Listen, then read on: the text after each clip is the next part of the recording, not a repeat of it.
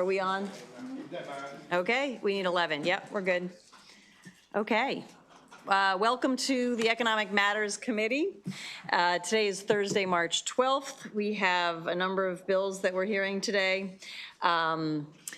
Just a couple of quick announcements. The sponsors have unlimited time, but by unlimited, we mean please try to keep it within 3 minutes. Everyone else has 2 minutes. And when that buzzer goes off, like 1 or 2 more sentences to wrap it up, and then please don't keep going. Folks need to be signed up. In order to testify, you should have gotten something confirming that you are signed up, and we are going to make sure that people are signed up and on this list when you come to the table.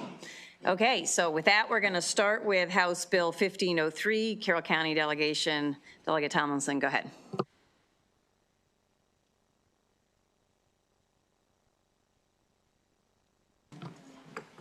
All right, we on? All right, thank you. Thanks. Thank you, Madam Chair, members of ECM. When you say that we have unlimited time, I was on Judiciary for 3 years, so unlimited time sounds pretty good. So House Bill 1503 authorizes the Carroll County Commissioners to enact a local law dividing Carroll County into planning districts and to establish district planning commissions within those districts. Under existing law, the Carroll County's Planning Commission, they're responsible for planning and zoning functions for the entire county, including all incorporated municipalities within the county. There is no statutory authority permitting the county commissioners to create district-level planning commissions that would serve specific geographic areas for municipalities. House Bill 1503 grants the Carroll County Commissioners the authority, but does not require them to enact a law that does the following: divide the county into planning districts, establishes planning or district planning commissions, determines the number of districts and their boundaries, provides for the composition, appointment, and terms of members, and finally allows for the modification or abolishment of those districts if necessary. More importantly, this does not mandate structural change, but instead provides flexibility should the county determine that district level planning is beneficial. Carroll County continues to experience growth in certain municipalities. Outside of the municipalities, the largest growth areas is in an unincorporated area called Eldersburg. And Eldersburg has seen significant development and the population continues to grow. In many jurisdictions across Maryland, particularly in large municipalities, local planning commissions exist to allow more tailored development regulations and long-term planning strategies.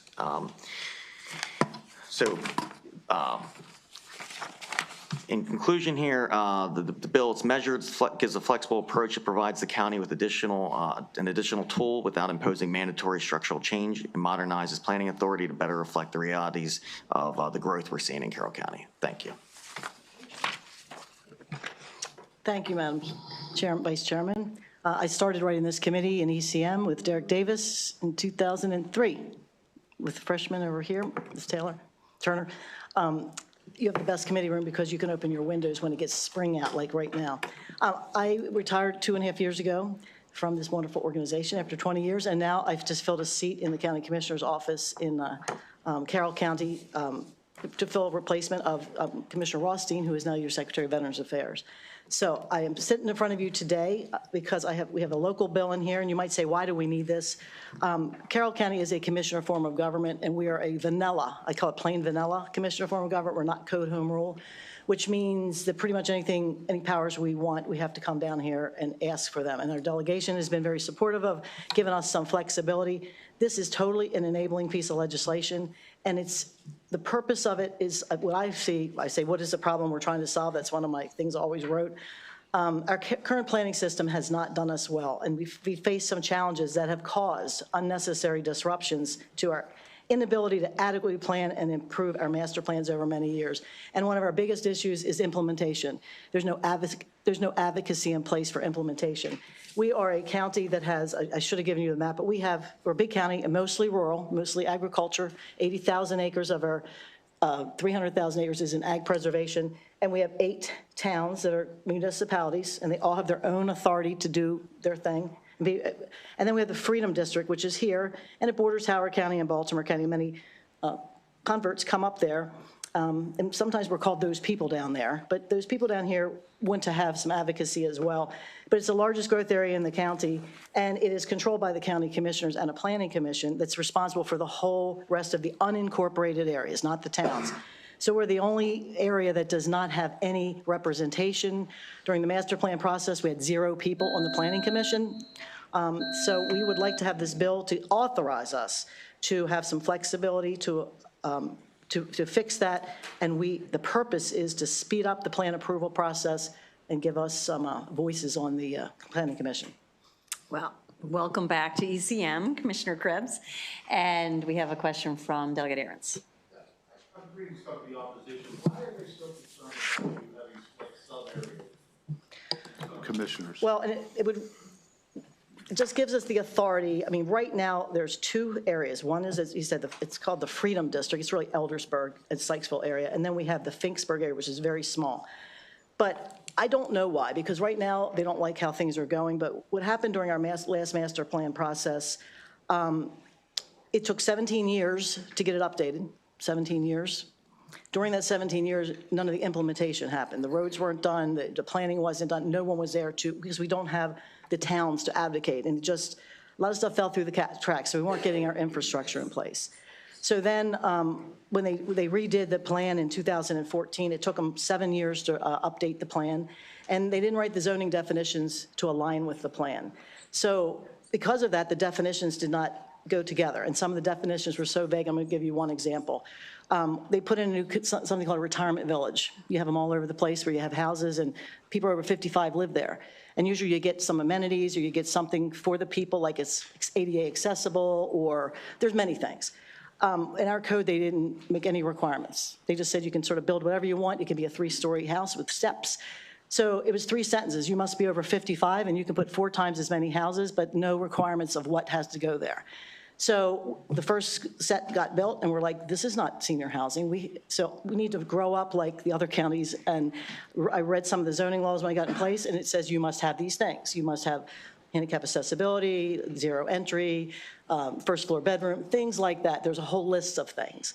That's one. So we ended up putting a deferral on 4 categories. One was the senior housing, one is clustering, and one is storage facilities, which they were putting right next to neighborhoods. And there's 4 specific uses we put deferrals on. And in this letter, it says that we stopped development. No, we stopped the uses. It only affects 3 projects right now until we write the code and get it right. And we believe that if we had a group from the area that they represent, that it would be, they would then advocate for the things we need. We've had a road on the books for 30 years, and there's not been any advocacy to fix our main thoroughfare that goes through our county. And State Highway keeps saying, well, you got to sort of ask for it, you got to sort of put money in. So we just believe if we had more attention to the area, like the towns do. They do a wonderful job, our towns, with their town councils or local planning commission. And it just allows us to be able to give attention to all of our areas, except right now, the largest one, and our county commissioners are elected by districts. There's only one person, that's me right now, down here, and if that person fails to do the advocacy, it's a single point of failure. And we've been failing for a while. So I personally want to make development more predictable. I've met with every person that's affected by this, and we plan to make it predictable so that they know, everybody knows, what do you need to do, and we want to get our development process streamlined so they know what they can do and they can get through it. So I think our intentions are really in conflict with what they're saying here, but that's me. I have one more. I want to talk, in my county, we do towns. Our towns have this authority. You're kind of setting up something like towns in 3 different districts, but you're not naming them towns. We have 8 towns that already exist, and they all have authority. They're all a charter government. They all have their authority. There are 8 growth areas, but there are really 10. Who would these new ones report to ultimately? Who has the ultimate decision? We'd have to set all that up, but I would see, we want our code to be the same as the rest of the county. But right now, all these growth areas, they can set up their own stuff. We want it to be the same as the other unincorporated areas. As you can see, I should give you this map, but these are the growth areas, but they all have their own planning. They have their own board of zoning appeals. They'll have their own mayor and town council. They can do what they want. Okay. The rest of the county is controlled by the commissioners, including this big growth area. And we want to treat it the same, but we also want to have representation there. So it just authorizes us to set it up, but we want there to be consistency with the rest of the county. I think I understand. Thank you. Yeah, Eldersburg is. I think we're good. Let's just take the, yeah, let's keep going with the questions. Delegate Rose, did you have, I can't see, was your light on? Did you turn? You buried it. It was, and you may have already covered it, and I'm sorry, I was a little bit late. One of the big reasons you want to do this too is because the way that our county is affected with development at all of our growth is really centered mostly, not only the towns, but also in your district, correct? So that's really kind of the whole point of this. Well, it's not that we don't want growth. We want it to be according to our master plan, which we had. We want to be able to make sure that our zoning regulations, again, we had this new category called retirement village. It was 3 sentences. If you go look in your own county, you're going to say, hey, look at Howard County. Look at, it's beautiful. We're going to follow, we have a consultant coming in to help us rewrite it and get it done so that we can make sure that our development is for seniors or for whatever. So it's only, right now it affects, there are 3 projects that this is probably going to affect, is in effect, and we're trying to get it. They talk about this deferral. That's not. It's not exactly. They're not exactly right in what they're saying in this testimony. They're sort of overextending what they're meaning. But we want to get the predictability back in place for the development, for the people and for the developers, so that they all know what the rules are. Okay, thank you. Delegate Weigel. Thank you, Madam Chair. Good to see you, Delegate Krebs. I'm still not clear on how this would work, and I'm looking at the opposition letters as well.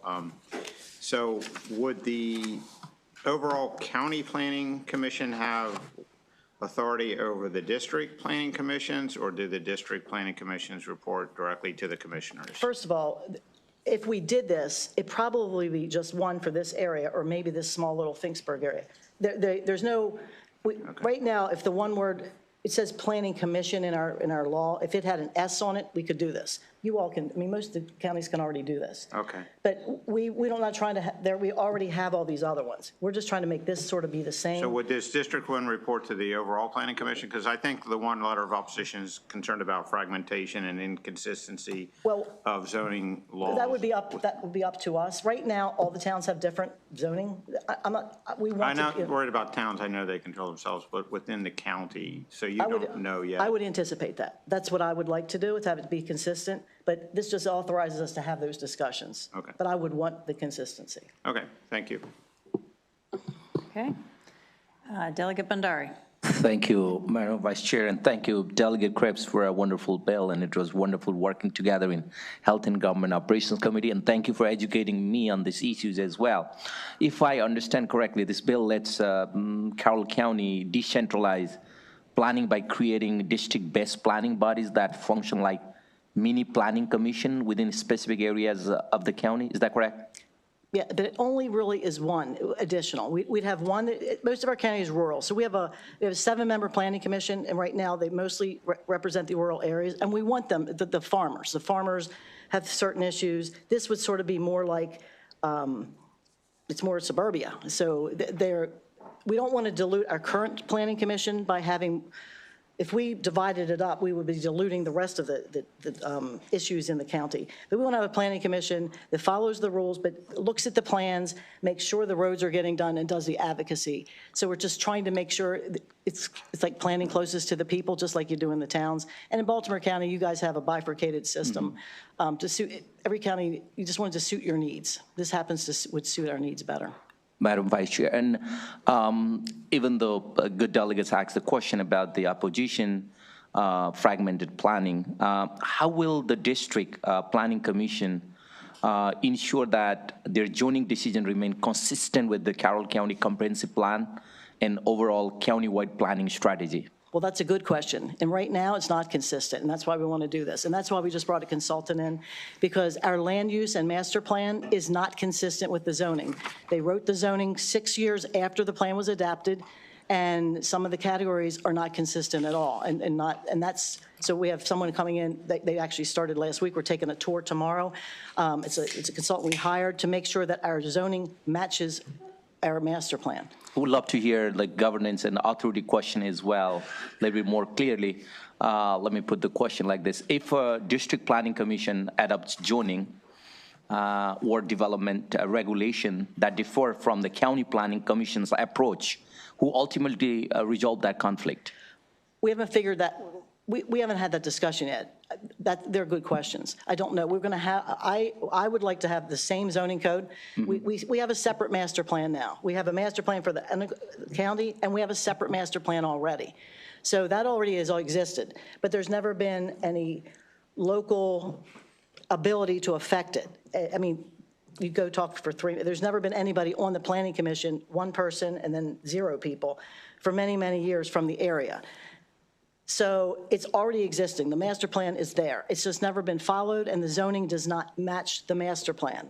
So it got rewritten a couple years ago after 30-some years, and it's very vague, as I said. They added new categories and didn't put any definitions with it, and we're not getting out of it what we want to. Last question, administrative capacity question. Does Carroll County currently have the planning staff and administrative resources to support multiple district planning commission, and what would the fiscal impact be? Well, first of all, when I say multiple, we'd have one and then this. That's all we're really looking for is one extra. I think it would make it easier on our staff, because right now they're putting out fires because, I mean, they're constantly putting out fires, and they've been distracted by the inconsistencies in the code and the different people arguing with it. So I think having it done properly, it's going to be smoother. It's going to be a smoother process because people up front making these things versus on the back end. I'm anticipating that it will be a smoother process for everybody and a faster process, and everyone will be more satisfied and predictable. Thank you. Thank you, Madam Vice Chair. Okay. Seeing no further questions, that ends the bill hearing for House Bill 1503. We'll move on to House Bill 1517. Delegate Baylor. And do you have any? You don't have anyone.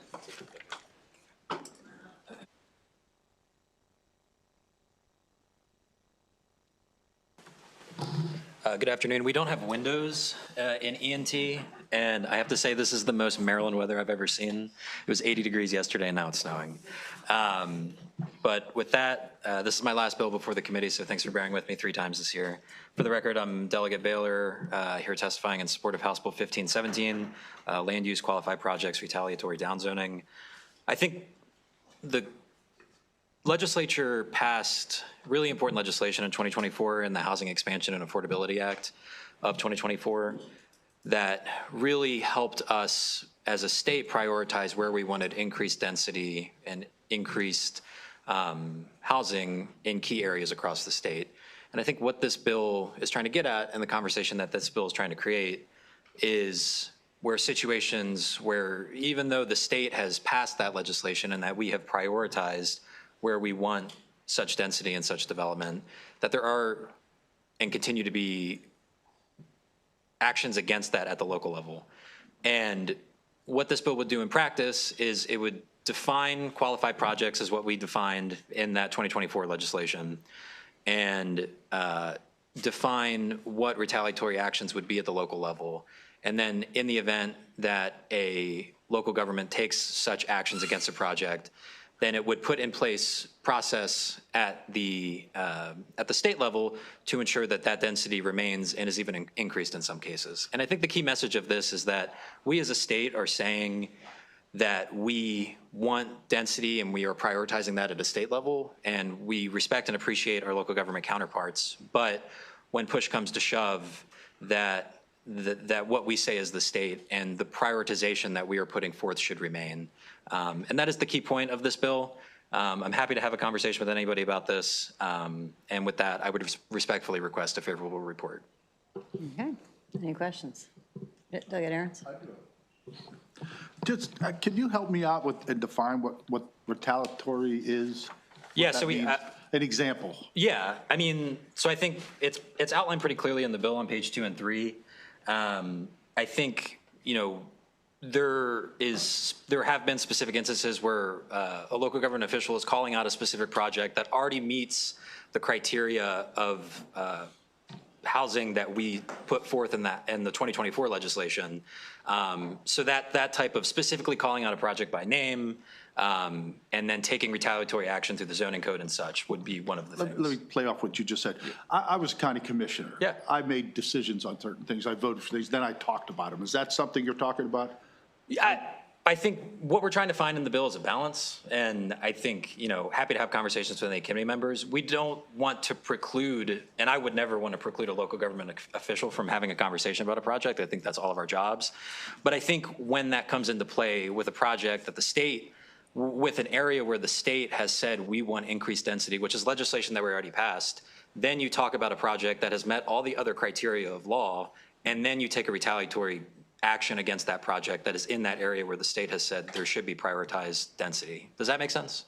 No, I was thinking like if I made that comment. Yeah. And what would that action look like against me? If I made just what you said, the comment against what the state has already approved, what would that do to me? How's that? It wouldn't do anything to you as a person, but what this bill is saying is that action against a project in an area where the state has prioritized density, that comment and that action by the local government would trigger additional action and additional density. What would that trigger? What would that action be? That's outlined in the bill as well. So it depends on where it is. For example, if it's a single-family residential area, it could include middle housing units, things like that, and it's all outlined in the bill. But I think to your point, I recognize what you're saying, and I wouldn't want to preclude. We don't want to preclude local government officials, obviously, from talking about projects.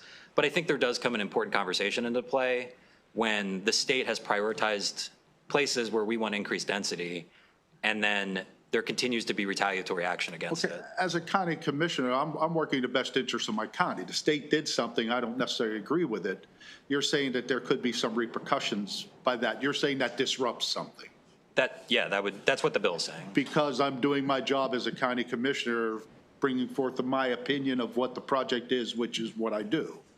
Right. If I don't agree with it. Yeah, and nothing in the bill stops a county. It doesn't stop it, but you're saying there could be repercussions. Yeah. Negative repercussions. Yes, that would be if this bill were to pass, that would be.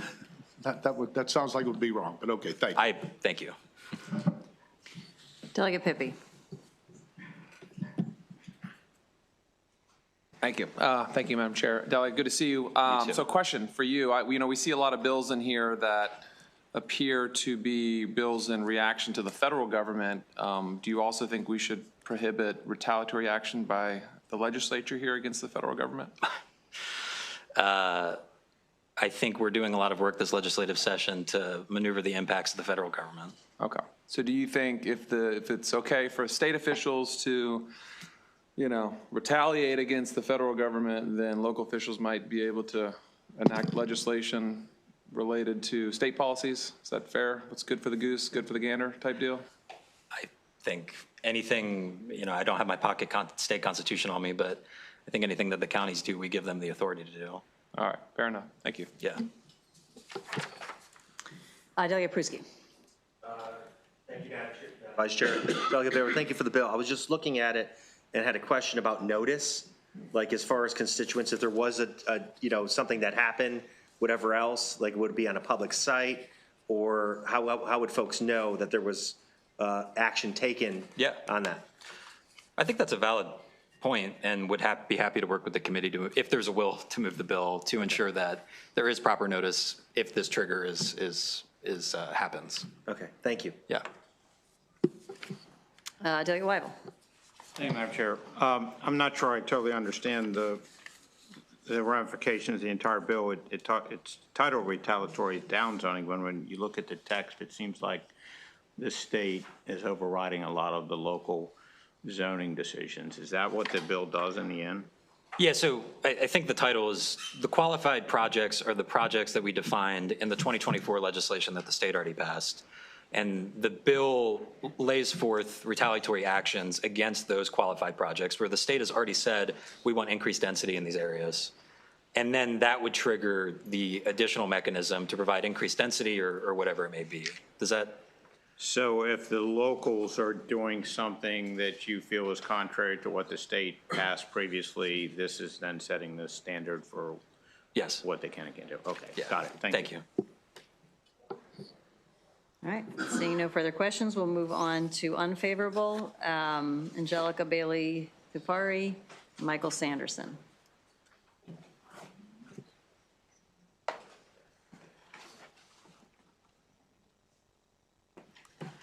Thank you, Madam Vice Chair. Members of the committee, Angelica Bailey-Thupari on behalf of the Maryland Municipal League, and I've been authorized to speak on MACO's behalf as well. Mr. Sanderson is under the weather, unfortunately. We are respectfully in strong opposition to this bill. It is absolutely a local preemption. It's snowing. It's a local preemption bill. One of our biggest concerns is how the bill defines retaliatory downzoning. It's based on actions that local elected officials take all the time as part of their normal duties, not because of malintent, but because they're just doing their jobs. The action the bill targets are things that we're expected to do. Local officials respond to emails from residents, they speak at community meetings, they talk to the media, they ask questions about projects, they sometimes disagree with staff, and they make zoning decisions after hearing from the public. Under this bill, those normal activities could later be used to argue that a zoning decision was retaliatory even when that was not the intent. And that creates a real risk that the sponsor was speaking to that we are concerned about. Elected officials, there would be a chilling effect. They will feel that they cannot speak openly about projects or respond honestly to their constituents without worrying that their words could later be used against them. Then, if it's found that a zoning decision was improper, the bill requires significantly more density than was permitted by the local government before.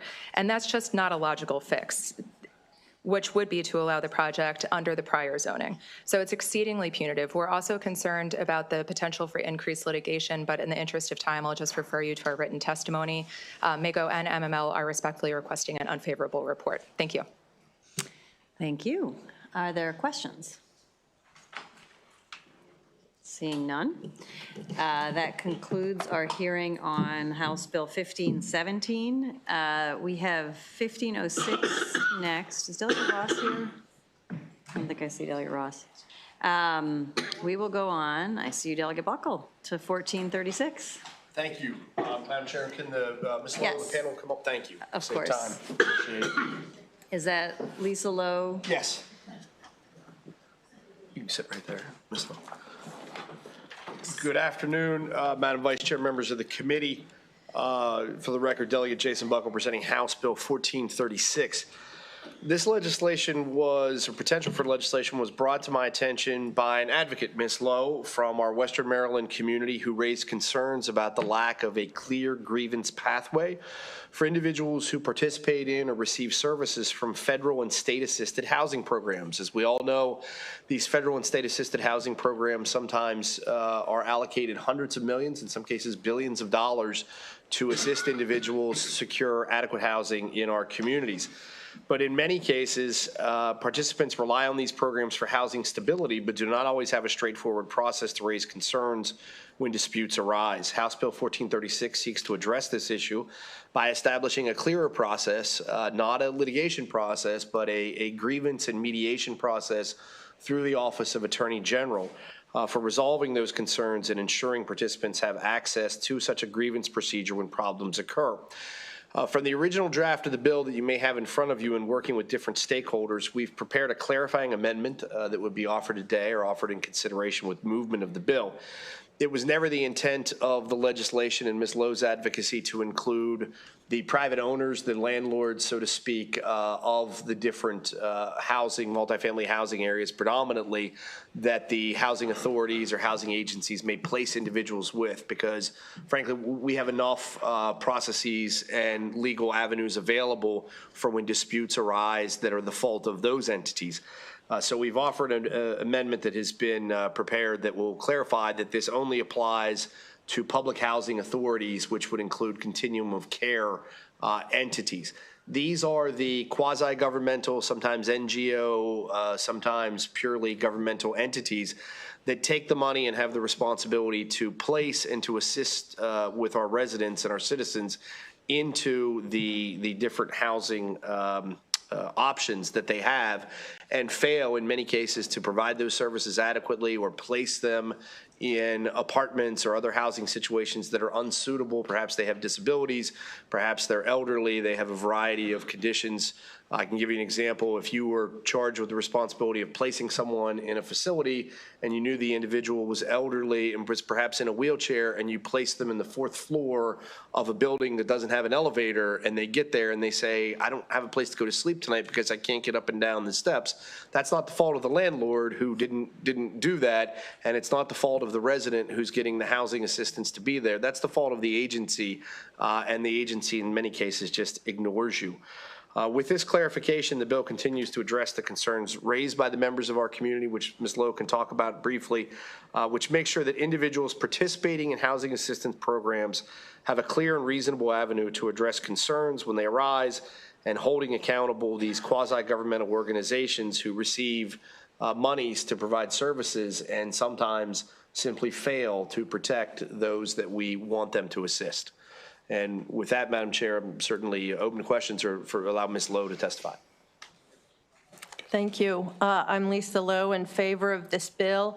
And when basically when a public housing authority or homeless continuum of care writes a grant requesting HUD funding for a housing program, they not only agree to comply with all required regulations and laws pertaining to the program, they agree that anyone they subcontract with is they are going to enforce compliance as well. And HUD requires a grievance process in all of these programs.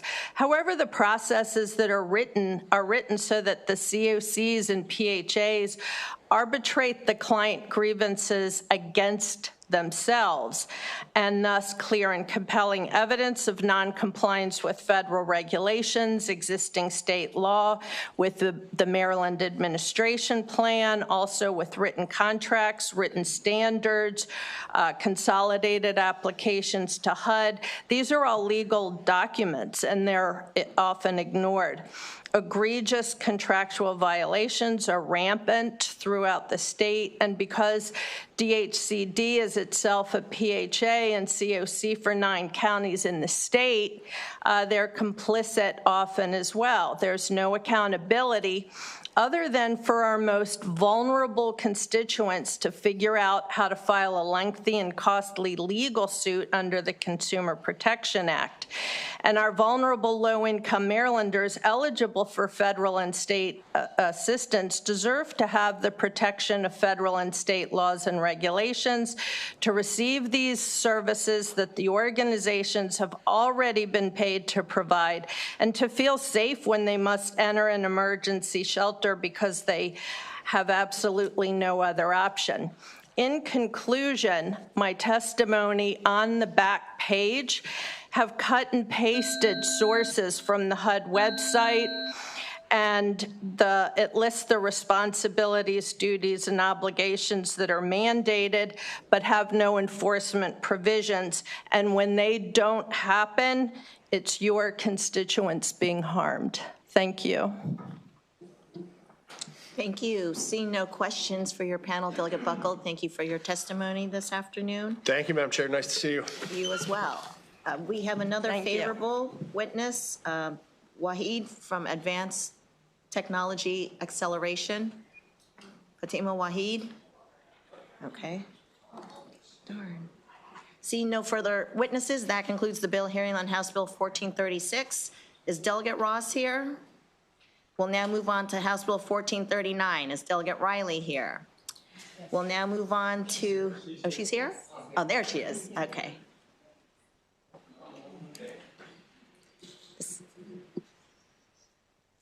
Can you believe this weather? I know. Oh, gosh. Hey, good afternoon. Good afternoon, Chair. Go ahead, start. Yes. Yes. Okay. Good afternoon, Chair Valderrama and Vice Chair Charkoudian and esteemed members of Economic Matters Committee. For the record, I am Delegate Teresa Riley from District 35A, here to introduce HB 1439, Real Property, Partition of Property, Liens, and Purchase Price Adjustments. This bill makes a few changes regarding partition procedures, a legal process where the court divides real property among multiple people.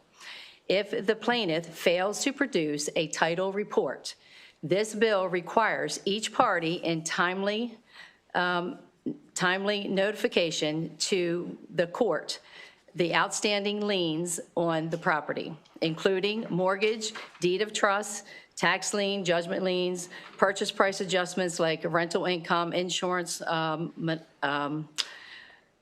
different other expenses, and with supporting document. Also, it alters the calculation of the purchase price for the co-tenants' interest by subtracting the value of the total outstanding liens and purchase price adjustments owned on the property from the value of the entire parcel. So I respectfully ask for a favorable report, and any details, my wonderful person here that is with me at my panel, Tony DePaula. Good afternoon, Madam Chair. My name's Anthony DePaula. I've been a practicing attorney for more than 42 years now, maintain an office in Harford County, and I came to Delegate Riley about this statutory scheme that was passed in 2022, and we found some practical difficulties in actually applying it, and I'm here definitely in favor of these proposed changes. These solve some of the practical issues that we have encountered. For one, the court has to determine the fair market value of the property, and it is from that the purchase price by a co-tenant is derived. But it failed, as it's written currently, it does not take into account any existing mortgages or judgment liens or other matters that should be deducted from the value in determining that equitable amount that's paid. And it also allows the court now to consider any expenses that a co-tenant has paid for the property without contribution from the others, and or adjust rental income that's been received by one. There were some judges that would do this anyway, even though it wasn't in the statute, but the majority did not. And it's just a very common issue in partition cases. So I came to Delegate Riley to say, can we make some amendments now that we've put it into practice for about 3 years now? And at any one time, I probably have 4 or 5 partition cases pending, and every case is different. We're still encountering other issues, which eventually we will address. Things like a purchasing co-tenant often has trouble funding their purchase because they don't own the property yet. They can't necessarily go get a loan secured by the property which they're buying. But thank you for your time, and we hope for a favorable vote. Thank you. And Madam Chair, I did look at the testimony that we had from both the MSBA and also the Maryland Judiciary. The MSBA amendment that they suggested, we're fine with that if the committee sees fit to do that. We don't feel that it was definitely necessary, but we're good with it if that's what you decide to do as a committee. And then the Maryland Judiciary had a suggestion as well, which we do like, and that amendment would go on page 4 of the bill under 2.1 and then number 1. Where it says we would just add the mortgage payments. That was an error probably in bill drafting, that mortgage payments needs to be added to number 1 thereafter 2.1. Okay, I will also say, Delegate Riley, if you like, you could also offer those amendments. Okay, so we can do, so you prefer that, so I can have the amendment written and then just provide that to the committee? I was just saying that if you were taking this, it would be something, yeah. Yes, that's something we would take, yes. Okay, Delegate Aaron, you no longer have a... Okay, gotcha. Seeing no further questions, thank you very much for your testimony this afternoon. Seeing no further witnesses, that concludes the bill hearing on House Bill 1439. Is Delegate Ross here now? Okay, there she is. House Bill 1506.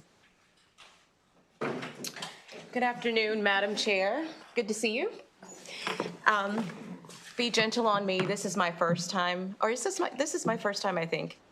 Was I here just the other week, first or second time? Either way, not a lot of time in this committee, so be kind. Hi, members of the committee. Thank you for allowing me to share this bill with you today. I do have, as you can see in your packet, support for this bill. For the record, I am Delegate Kim Ross, and I represent District 8 in Baltimore County. And I'm here asking for a favorable report for House Bill 1506. So this bill is about what's called a new owner fee. And there are a couple names for this bill. It's also referred to as a capital contribution fee. And essentially what it is if you live in a common ownership community, which is an HOA or a condo association or a co-op, in those communities, they can charge a new homeowner this fee. And currently, there's no cap on what this fee can be. So they can charge you, as a new homeowner moving into their community, $10,000, $200, based on whatever they'd like to set that limit at. So what this bill would do is put a cap on that amount. We're not eliminating it, we're just putting a cap on it, and it's only for resales. So this does not apply to new developments. That is a really important point. So just to clarify, this fee is paid before you get the house. So this is paid at the closing table. So if you don't have it, then you can't close on the house. So that can be a significant barrier to home ownership. Has it happened? Yes, it has. Typically, the fees are 1 month to 3 months worth of a month's worth of assessments. So if your common ownership community charges you $200, this new owner fee typically would range somewhere from $200 to $600 typically. But it could be much more than that. It just depends on what the community has decided it would be. I will say right now the bill is calling for 1 month. It's capping the fee at 1 month's worth of assessments. I did have a conversation with the Community Association Institute. They did talk to me about considering bringing that up to 3 months worth of assessments. And I am relatively open to that, but we still are having some discussion about that. But they said to me, and what I also would co-sign to some extent, that most communities do have somewhere between 1 month to 3 months. Many are over that. But again, their assessments, it's varied. So your monthly assessment could be, hundreds of dollars. So we're still talking about a lot of money, whether it's capped at 1 month or 3 months. So this bill would avoid an excessive surprise fee at the closing table. And it prevents a community from using this fee as a discriminatory tool to keep out low-income individuals. A community could say today, let's bump that fee up and we'll keep all of the poor people out of our community. So this bill would prevent that from ever happening. This bill is about affordability. It's about transparency. And it promotes home ownership. Those are things that we care about here. So you may be asking, what is the value of this fee? Why does anybody do this anyway? So the fee can go toward reserve funding, or it can go toward the community's operations budget. It is a fee that's charged, as I noted, in addition to the regular assessments, which the new homeowner will already be paying once they move into the community. God forbid this fee doesn't keep them from being able to do that. So if they get the house and move into the community, they will be paying the assessments every month anyway. Opponents will tell you, perhaps today, that this is a vital revenue funding source. Not true. This fee is something that, again, is paid when the person's moving into the house. So the primary source of funding for any HOA and COA, condo association, is the monthly assessments. And if they need more money, they can go and assess what's called a special assessment on top of what the regular dues are. That is how common ownership communities and homeowners associations are funded. This fee is something else. It's for communities that are already established. This could easily become a money grab, plain and simple. I will say this. This fee has its place. In a new build, a new development, you do need some starter funds. You need to build a reserve fund. You need to build an operations budget. This bill doesn't touch any of that. This is not applicable to new developments. These are communities that have been up for a while. So you could have a community that's 30 years old that's saying, if you want to live here, you've got to pay $5,000 to live next to me. That's what this fee does right now. Opponents may tell you that this is important seed money to fund the reserves. You know better, because again, the seed money in a new development, that is all not touched by this bill. For any community that's a common ownership community that's operating responsibly, they are collecting those assessments every month. They have money to fund the maintenance and the landscaping and all the things that the HOA pays for. That's what we want them to be doing. We don't want them to go blow all the money and then charge a new homeowner an excessive amount of money to make up for what they may have mismanaged. We want to discourage that. So that's not a good point if the opposition makes that today.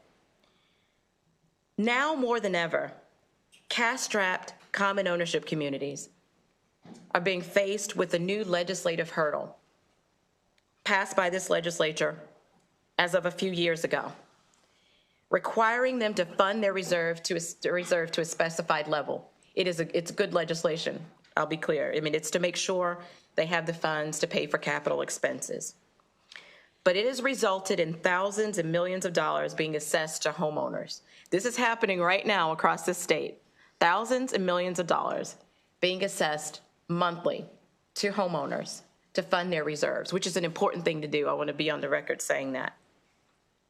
But this fee, though, could be used by an HOA or a condo association to meet that gap on the back of a new homeowner. I ask you, would you like to be charged, say, an extra $10,000 at the closing table because that community is trying to make up for some financial mismanagement? Or they're trying to fund their reserves and they have not done so responsibly?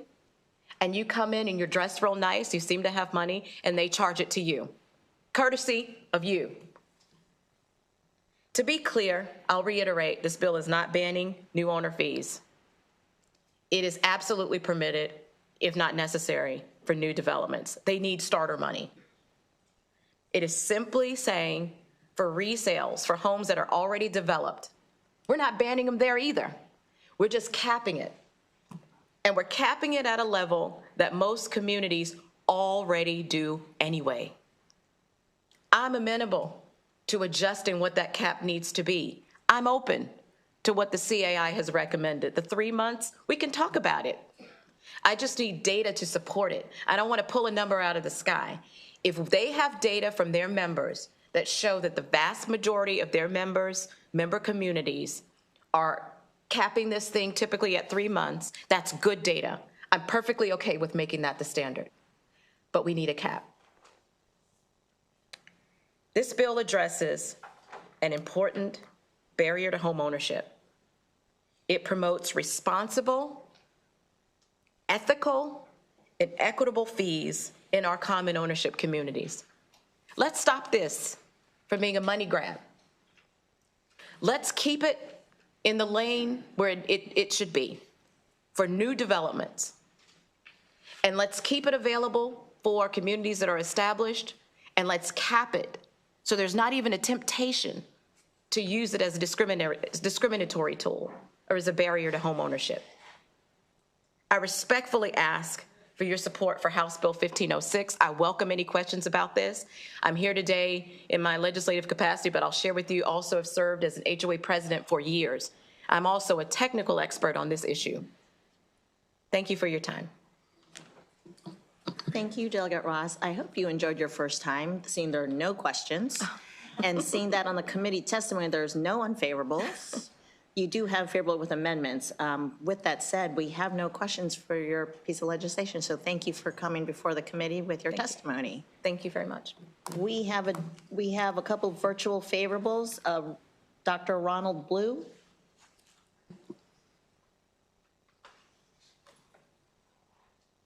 Thank you. Good afternoon, panel. I'm in support of this bill. I'm highly in favor of this bill. Dr. Blue, can you show your face? Okay. Can you see me now? Yeah. Yes. Okay. Good afternoon, panel. I'm in favor of this bill. I'm going to call out some things here, and I think everyone on the panel should understand this. HOA, PUDs, MPCs, POAs, COCs, CCOCs, CAI, HB 107 reserve study every 5 years.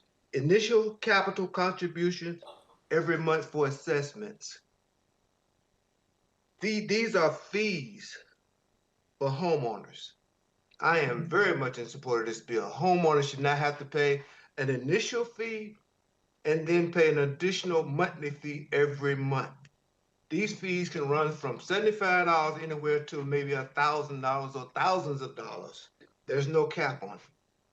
There are a lot of industry and the people out here believe money is everything. Well, what about the people? We need a break. The people need a break.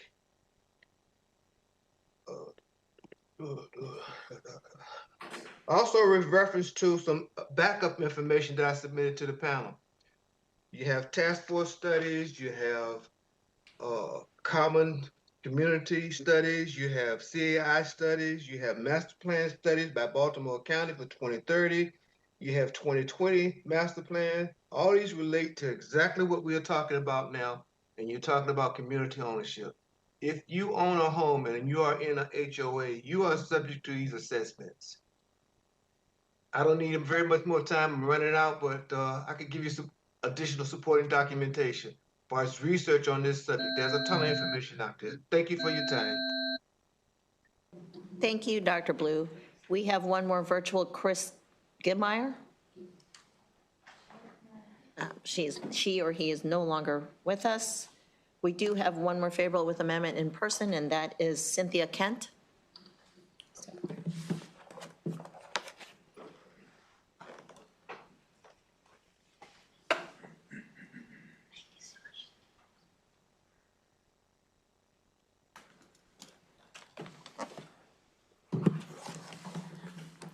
Good afternoon, Madam Chair, Madam Vice Chair, committee members. CAI Maryland LAC is supporting this with amendments and working with Delegate Ross. We do suggest 2 amendments, and that is to establish the cap at equal to 6 months assessments. All over Baltimore County, we have associations that are very small. I know of one that has a $14 a month assessment. We have some that are very large. So we are working with Delegate Ross about the cap. That 6 months is based on measures that are accepted by Fannie Mae and Freddie Mac for other capital contributions. This is a mechanism that's been in place for a long time with developers working capital to build the reserves and to often, I have to say it, cover the shortfall that developers have because they lowball the assessments and then they have shortfalls. When the reserve studies laws were passed and now associations have to have reserves, this became an analogous funding mechanism to bring up those reserves as they are required to do within 3 years and now 5 years. So we are also suggesting an amendment that the governing documents of the association be amended to allow this fee, because there are many practitioners, myself included, who will not allow our boards to do these fees unless there is some basis in the governing documents for those fees to be charged. Again, we can't speak to the bad actors, but we do know that this is a funding mechanism that many associations are trying to use to build those reserves and spread it across a number of different funding mechanisms. Thank you for your time. Seeing no questions, Ms. Kent, thank you for your testimony this afternoon. Seeing no further witnesses, that concludes the bill hearing on House Bill 1506. Delegate Fair, House Bill 1501. May I have my panel come up with me, Madam Chair? Thank you. Daniel Meister and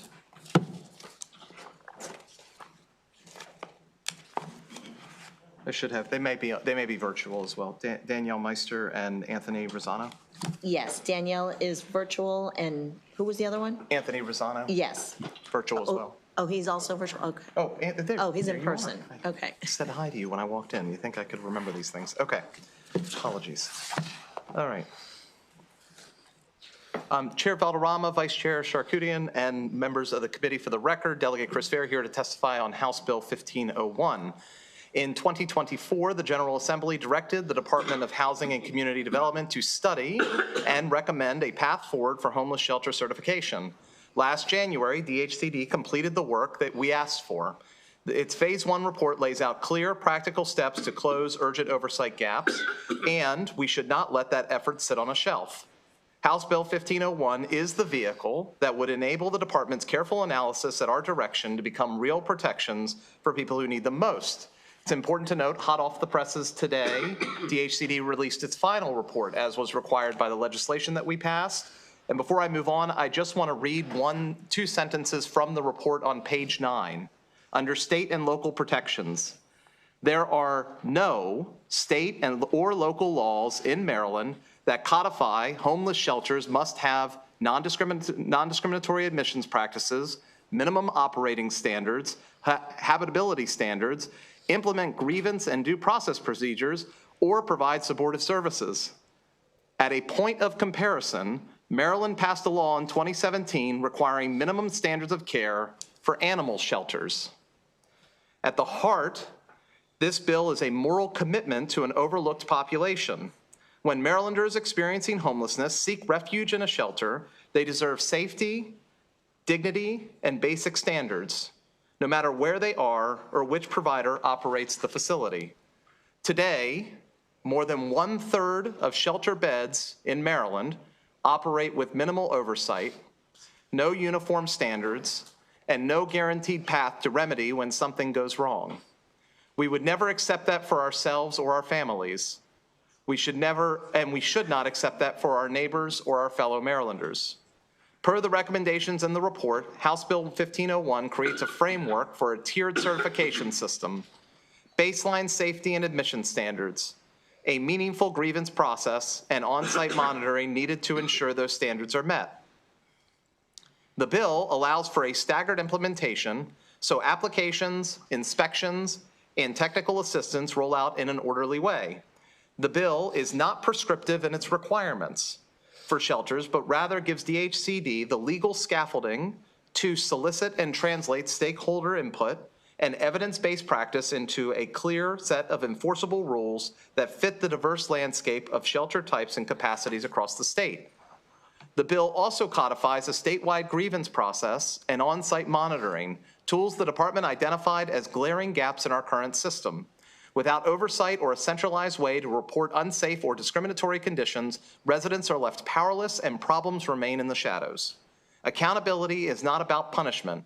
It's how we keep people safe, ensure equity, and build trust between providers and the communities they serve. To protect our ability to respond quickly to disasters, I've requested an amendment developed in partnership with our emergency management agencies to exempt temporary disaster response shelters.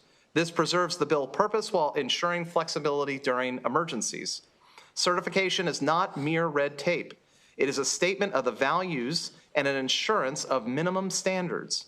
It builds a framework to ensure that no Marylander should ever have to wonder whether the only open bed is safe, habitable, and free of discrimination.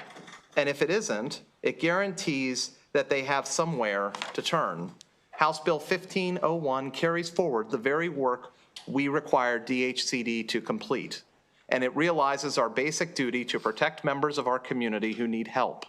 For these reasons, I respectfully request a favorable report on House Bill 1501. Thank you, Madam Chair. Go ahead. Good afternoon. Madam Chair, members of the House Economic Matters Committee, thank you very much for having me. My name is Anthony Rosano. I'm the Vice Chair of the MACO Emergency Managers Affiliate, excuse me, and the Director of Frederick County Division of Emergency Management. And I'd like to formally offer my support to HB 1501 with the sponsors' amendments. And thank you, Delegate Fair, for letting me be here with you today. HB 1501 would require Department of Housing and Community Development to operate a homeless shelter program. With the sponsors' amendments, this would essentially remove the emergency emergency management shelters as the designated homeless shelter or a part of the DHCD program and certification process. In accordance with local, state, and federal regulations, emergency managers must identify and stand up shelters very quickly with precision and with the necessary flexibility for emergency response.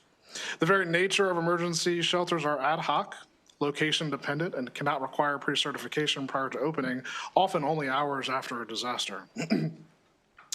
However, HB 1501 does aim to create a benchmark, inspections, and training for homeless shelters, very similar to how emergency managers throughout the state must carefully plan for emergency shelters after a disaster. This legislation ensures that regardless of the shelter type or the impacting event, vulnerable populations are still cared for with consistent standards. Thus, I respectfully ask this committee to give HB 1501 a favorable report. Thank you very much. Thank you. Delegate Adams. Thank you, Chair. I'm sorry, you're Mako? No. No. Frederick County Department of Emergency Services. Emergency management. Okay. Emergency Management Services. But as I'm listening to your oral testimony, I'm seeing Mako have a favorable with amendment that appears to be a similar version. Are you so what's the carve out? Correct. The carve out is for emergency management services. They're actually already guided with guidelines by the federal government, which are already prescriptive in nature and already outline everything that this bill would have accomplished anyways. Okay. So in the bill, let me just start by saying on page 4, line 23, it says grounds for denial, suspension or revocation of a homeless shelter certification and penalties for a homeless shelter that operate without a certification after the certification deadline is passed. So what are you imagining would be a grounds for denial of a homeless shelter? Meaning you would basically shut the homeless shelter down. What would be those grounds? Yeah, so there's multiple grounds that you could look at as some of the challenges that we see throughout the state. This is uninhabitable situations where individuals are sleeping on the ground, they're sleeping in buildings without running water, they're operating in facilities that don't have necessary restrooms. These are all common challenges that we actually see throughout the state for homeless shelters because there's so many varying types. I know we sometimes like to think of homeless shelters and we think of the one big one that's in our community that operates probably pretty efficiently and effectively, but there's actually dozens in your community, and some of these do not operate necessarily to the most habitable, livable standards for individuals, even just to have basic needs met. And so this is that would be an example. I'm sure there's more, but well, many of the examples ends up being volunteers that perform support, and those volunteers are through the lens of donations, I would imagine. Yeah. And so when we start talking about denying these organizations, I have some background with, and I don't want to get into depths on it, but I think I understand the difficulties of trying to house folks that are homeless, giving them stability, like Maslow's hierarchy needs speaks to. Shelter and food are tops among things that have to happen. So when I say that, I also say it with the sense that homeless are living on streets and in the woods and tents and transient and just in very difficult scenarios. So while this may not be housing in the sense that a provider, like a landlord, is providing housing, this, at least from my perspective, is sort of a middle ground toward getting people that need help off the streets, and at the same time understanding that also ends up being people that have at their heart a desire to serve, volunteers and different organizations. So my concern about denying or suspending or revocation of a certification may in fact shut these down. Let me just ask my other question. Sure. Penalties for a homeless shelter that operate without a certification, what kind of penalties are you envisioning? I don't have an envision. That's left up to DHCD to define. So what's the respectfully, what's the legislative intent? Because penalties normally come in the form of either show up in court, pay a fine, or perhaps worse in the sense of discrimination. So Ms. Meister could probably speak better for this as the representative from DHCD, but I will say that I will mention that while there needs to be teeth behind any bill in order for it to be able to operate and function and to make sure that people are compliant with the legislative intent, I will tell you that as somebody who sits on their continuum of care in Frederick County, I'm on the executive committee of our continuum of care. I deal with these cases day in and day out in my full-time job. I can tell you that DHCD works day in and day out to work with these shelters to resolve these conflicts, not just simply bear down upon them and try to punish them. They're trying to find ways to bring basic habitable standards for all residents of Maryland when they are experiencing one of the worst moments of their life. So I hear everything you just said, and I respect what you're saying, and I believe the legislative intent is exactly what you're implying here. Yeah. But when we talk about penalties, and you're asking DHCD to develop penalties, I think it's worth at least me pausing and maybe hearing what DHCD has to say on the matter. But if the legislative intent is an inducement and or an encouragement or a version of come into compliance, that's not penalty. That's just working with organizations. Penalties has this tendency of, I would think, not what you would want to have happen, because that's going to ultimately result in some of these shelters closing. But that's my opinion on this, not necessarily a fact. How about if I stop and I'll, at some point when this gets around to the virtual. So what I'll do, and I apologize, Delegate Fair, she is your opening panel, so I should have let her. So I'm going to have her speak. In the event it may answer some questions that are being posed. Ms. Meister, go ahead. You have 2 minutes. Thank you. Great. Thank you. Good afternoon, members of the committee. For the record, I'm Danielle Meister. I'm the Assistant Secretary of the Division of Homeless Solutions at the DHCD. And just to give some context to this conversation, every year over 22,000 Marylanders experience homelessness and access the shelter system across the state. So we are talking about a significant number of people whose lives are impacted by the quality, the safety, and the admission practices of shelters. And shelters are really a critical lifeline in our communities, especially for our most vulnerable citizens and neighbors. Access to shelter often means the difference between life and death, and whether someone sleeps outside in freezing temperatures versus they have a safe, warm place to sleep at night. And the importance of keeping shelters open while also holding them accountable isn't lost on us. Just in the last 3 months, we've received over 21 death reports for people who were found outside unsheltered. So to your point about, finding the right line between accountability and maintaining shelters being open because it's such a critical resource, this is a great conversation to have, and we welcome it. Because of this life-saving role that shelters play, it's really essential that we're really lowering barriers to access on a continuous basis. This includes things like non-discrimination practices for admissions, but it also includes basic things like ensuring people with disabilities have equal access and reasonable accommodations that are required by law. We also want to make sure that we're ensuring facilities have all the required conditions to keep people safe and healthy. And to Delegate Fair's point, we do see shelters typically that are privately funded who really lack the even most basic of amenities or things that you would think a shelter should provide. Today, there's very few federal laws and there's no state or local laws that govern shelters and how they must operate. What this really has done is made shelters rely on their funding sources for the rules that they have to follow. And it's been a patchwork of requirements that are difficult to navigate. We describe those in our report, and I'm happy to answer additional questions about that. But we want to lend our support to this bill. This is a bill that's incredibly important to DHCD, and we would be really thrilled to provide all the technical assistance, capacity, and oversight to implement it. Thank you, Ms. Meister. We'll begin with Delegates Howard, then Wyville, Pippy, and Ahrens. Go around. I'm still formulating. Okay, Delegate Wyville. Thank you, Madam Chair. Thank you, Delegate. I just want to clarify these requirements apply to all shelters, not just government-run shelters, correct? That is correct, yes. Okay, so I guess the one I'm familiar with in our community, it's run by a nonprofit for a cold weather shelter. A similar bill like this was proposed several years ago, and their comment basically was they would probably just close. So, I mean, are we better off having folks who are being housed from cold weather out on the street, or are we better off having them housed in a shelter run by a nonprofit? So for one, there's an emergency component to all when there's cold weather. So there's, in Frederick, we call that a code blue. And so we issue and actually open a series of specialty shelters that operate under an emergency standard. That emergency standard's been removed from the bill. And But so who's we, the government? yeah, Okay, well, this is a cold weather shelter. This is a nonprofit that runs it, I'm sorry, to clarify, that calls the code blue in conjunction with the city of Frederick. So it's actually a partnership between two organizations, the government and a nonprofit.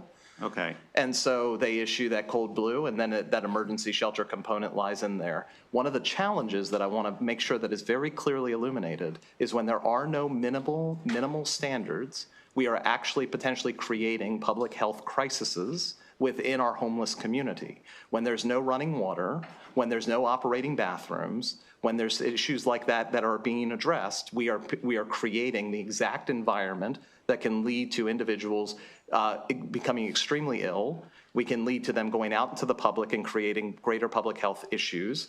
And we can create environments where people are inherently unsafe. I get it. Okay. But we have a shelter that doesn't open just when it's cold out. It's open from November, whatever, through March as it's cold, and then it closes, and then it opens back up again. They've operated for God knows how long, 20, 30 years, without the government telling them how to operate very successfully. They have volunteers from the various churches volunteer each week, and it's a very well-run shelter. And honestly, for them to be forced to close because now the government's going to come in and tell them how to operate their shelter or whatever standard, to me is just sinful. So can I? No.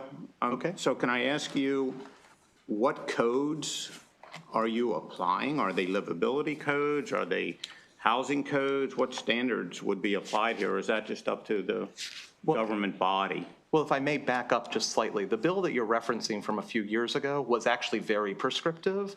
This bill is not prescriptive and instructs DHCD to build a series of codes working with the homeless shelters through the study that it's already conducted and completed this year.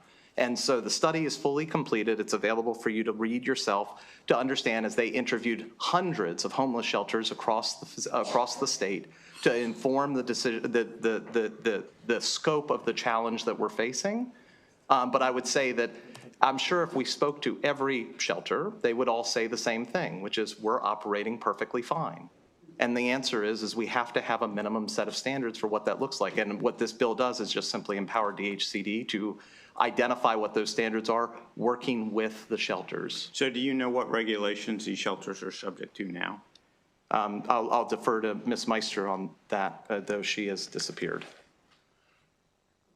I assume the health department or whatever agency already regulates them to some standard. There is currently, as I said in the report, and I can just read it, it's page 9 again of the report. It states very clearly there is no laws currently governing any aspects of homeless shelters in the state of Maryland. Okay. And do you know what the cost of compliance might be to an average shelter? I'm sorry? Do you know what the cost of compliance might be? I mean, you say it's good that this agency can, they're free to set their own standards, but it's kind of very ambiguous in that these folks may not even know what the costs of compliance are, because you said the previous bill was very prescriptive, this one is not. So to me, the unknowns could be worse than the knowns. So if we want, we can turn it over. Ms. Meister's now up on the screen, and she can maybe speak to that a little bit closer. Please. Yeah, thank you so much. So in the report, we do lay out a really detailed list of our proposals around what standards for shelters could look like. All of these were developed based on feedback from shelters that are currently in operation. I would say, as a just general principle to our approach, we're really looking at this as a minimum, right? And many of the standards that are written into this report, which are too detailed to probably cover today, otherwise you wouldn't hear other bills. Many of them are things like working heating systems. You must have beds. They must have working bathrooms. They really are the most essential, like basic amenities to support human life. We are not establishing, we don't have any intent to establish standards that require major renovations to shelters. We're not requiring things like private rooms or anything like that. I find that most of the shelters I interact with meet most of these marks, but have room for improvement, and many need assistance to do that. Some would benefit from the technical assistance we could offer in connecting them to capital programs to improve any kind of issues with conditions they're having. But generally, what we're looking at are for physical standards for the building are things that are related to life, health, and safety, and ensuring that there's no imminent danger to folks that would be living there. And frankly, local codes are unevenly enforced. And sometimes, I want to point out, sometimes shelters are funded and operated by local governments. And when those code offices are managed by the same entities, that sometimes can create a conflict of interest for the quality of the shelters that we see. So our general approach is that this would be a basic minimum for folks to follow.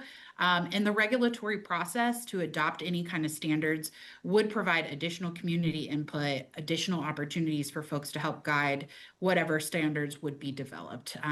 But we're really trying to balance more accountability with not closing shelters down. The goal is not for shelters to close, it's to help increase the level of care. I get that, but sometimes there's unintended consequences. Thank you. Thank you, Madam Chair and Delegate Farrar. Good to see you. Absolutely. Good to see you as well. Good afternoon. Couple clarifying questions for me. So, for example, Frederick, we have several different types of homeless shelters. I guess some government run, some nonprofit, et cetera. So, which one of these would technically not be subject to any life safety regulations? So actually, that would be a good question for our emergency management folks, because basically all the ones that are currently providing either year-round or transitional homeless shelter beds or like single night stays would be applicable to the bill, which again only allows DHCD to organize itself around what these minimal livable standards would look like. But they can speak to how they would not apply. Yeah, and I'm not sure I'll perfectly be able to answer this, but our responsibility is for emergency shelters during disasters that often transition from reception centers to family assistance centers to congregate sheltering to long-term disaster recovery centers. So those regulations sometimes and frameworks sometimes change depending on what the needs of the community are. So we're a little bit more flexible in that based off of the disaster. We don't actually, emergency management doesn't actually have a regulatory authority to come and say this shelter shall not. It's a coordination with our great NGOs. Thankfully, we have some in Frederick. Let me for the purpose of brevity, I'll just get right to it. Yeah. So it's one thing if we have a bill that address just the basic necessities of a building that houses a person, right? So heat, passes, electrical code, plumbing, things of that nature. That's one thing. Okay. But it's another thing if we're putting in a bill to incorporate bathroom policies and things of that nature. And I'm not suggesting that's what this is, but I want to kind of get to, because for example, the Department of Housing, like the homeless shelter we have downtown, yeah, I would imagine they're subject to life and safety local codes. Nope. Not at all. Nope. I mean, they're subject to building code, but they're not subject to any. But doesn't building codes cover life and safety? They, Ms. Meister, would you like to weigh in on how this works? Yeah. So You'll probably say it smarter than me. Right. Yeah, it is complicated because every county has different standards to some extent. But generally, when a homeless shelter opens in your community, they're just only going to go through a health permit inspection or a fire inspection and occupancy permit. And those are not going to screen necessarily for things like, are linens being provided? Are there beds in the facility? there's often not follow-up except for on a routine inspection schedule to deal with any kinds of grievances that clients might have. So things like it's not uncommon for plumbing to break and for it to have a prolonged fix period. Those are things that need additional oversight. But generally, there's not a lot of operational elements of shelters that are going to be governed by your local fire codes or permit codes. The exception would maybe be things like if they're serving food, obviously they have to go through the health inspection process, right? To be a food safe serve facility. But that's really where the line stops. It doesn't get to things like any other aspects of the shelter's operations, either for physical aspects or operations for standards of entry, grievance processes. Danielle, thank you. So I just want to clarify, and I apologize just because I'm just seeing this. So I would argue that linens are not part of a life, health, safety component, A. It's one thing to go into a building that is unsafe, right? Like the building is structurally unsafe, or the building has never received a permit for electricity or plumbing. Understood, right? I think that's a pretty basic life and health and safety issue. It sounds like this bill potentially would include a lot of other things. For what are the standards, and I only bring that up, and it's fine. I'm not going to the intent of the bill. I just want to make sure I understand what the intent of the bill is. Is the intent of the bill to ensure that if a person goes to any of these facilities, whether it's government or private or nonprofit, that at least they have the local permits to run such a building? Now that's important, right? Because people are going in there, and many of them are vulnerable people at the time, and that's certainly very important. So we want to make sure that they're going into a structure that is structurally sound, or a structure that, you know, the electrical has gone through permitting, you know, plumbing has gone through permitting. I mean, these are all, I think, common sense stuff that I would certainly support. My concern is that are we now going to create other standards above and beyond what I believe are life, health, and safety, and say like, well, if they come in there, like the discrimination component, are we going to get into like, you know, I mean, are we changing, as use the example, bathroom policies, you know, where we got to, how many bathrooms or who gets to use what bathroom? I mean, is that what we're doing here, or is this just about safety? So this is about dignity. There is anti-discrimination. I mean, to be clear, we don't want to create an admissions process that is inherently discriminatory, that says that people aren't allowed to sleep in a homeless shelter because they're black. We don't want to have a discriminatory process, do you? I'm asking genuinely. Is that happening in Frederick? I'm saying that policies can have, this is not a Frederick-only bill, this is a statewide bill, and there are discriminatory practices that can happen in shelters and who they decide that they're going to take in. If I can, I would love to offer an example. Not yet, Danielle, Okay. thank you. I'll Sorry, come it's back hard to you. hear on Zoom. Yep, I got you. Can you give me some other examples of some discriminatory practices that you've seen? I would gladly defer to the expert, Danielle Meister, on that to give examples. Yeah, we Now you're up, regularly Danielle. handle complaints at DHCD about shelters, regardless of whether we fund them or not. And you would be surprised. I think the vast majority of complaints we see are things like shelters not allowing teenage boys in for a family shelter. Things like not allowing unmarried couples. So they won't allow a mom and dad with their kids to come in unless they can show a marriage license.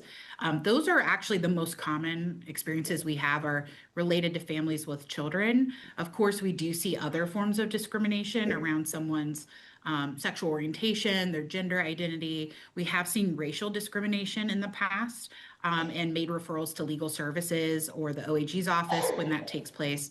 But there are multiple forms of discrimination that we do see. Yes. Okay, let me ask you this. Are there any concerns in your experience, just based on history, where, you know, shelters have concerns allowing somebody who may be like a sexual predator coming into a facility? And just talking out loud here, right? We all know they exist, right? So how does a shelter kind of keep an eye out for someone that maybe has a reputation in the community as being a drug addict, a sexual predator, a criminal? Like, is that somebody that we have to allow in and sleep next to everybody else? Or can a shelter kind of make a judgment call on the safety of all the other vulnerable individuals in the shelter? Yeah, I would say in our report, we do have some recommendations around things like that. One of the concerns we talked with shelters about was, for example, families with children, having someone who has a sexual offense in the building where children are present, which is often against the law for them to even be there. So our report speaks to it in more detail, but there are situations where it makes sense to run a criminal background check for certain types of shelters where kids are going to be in the building.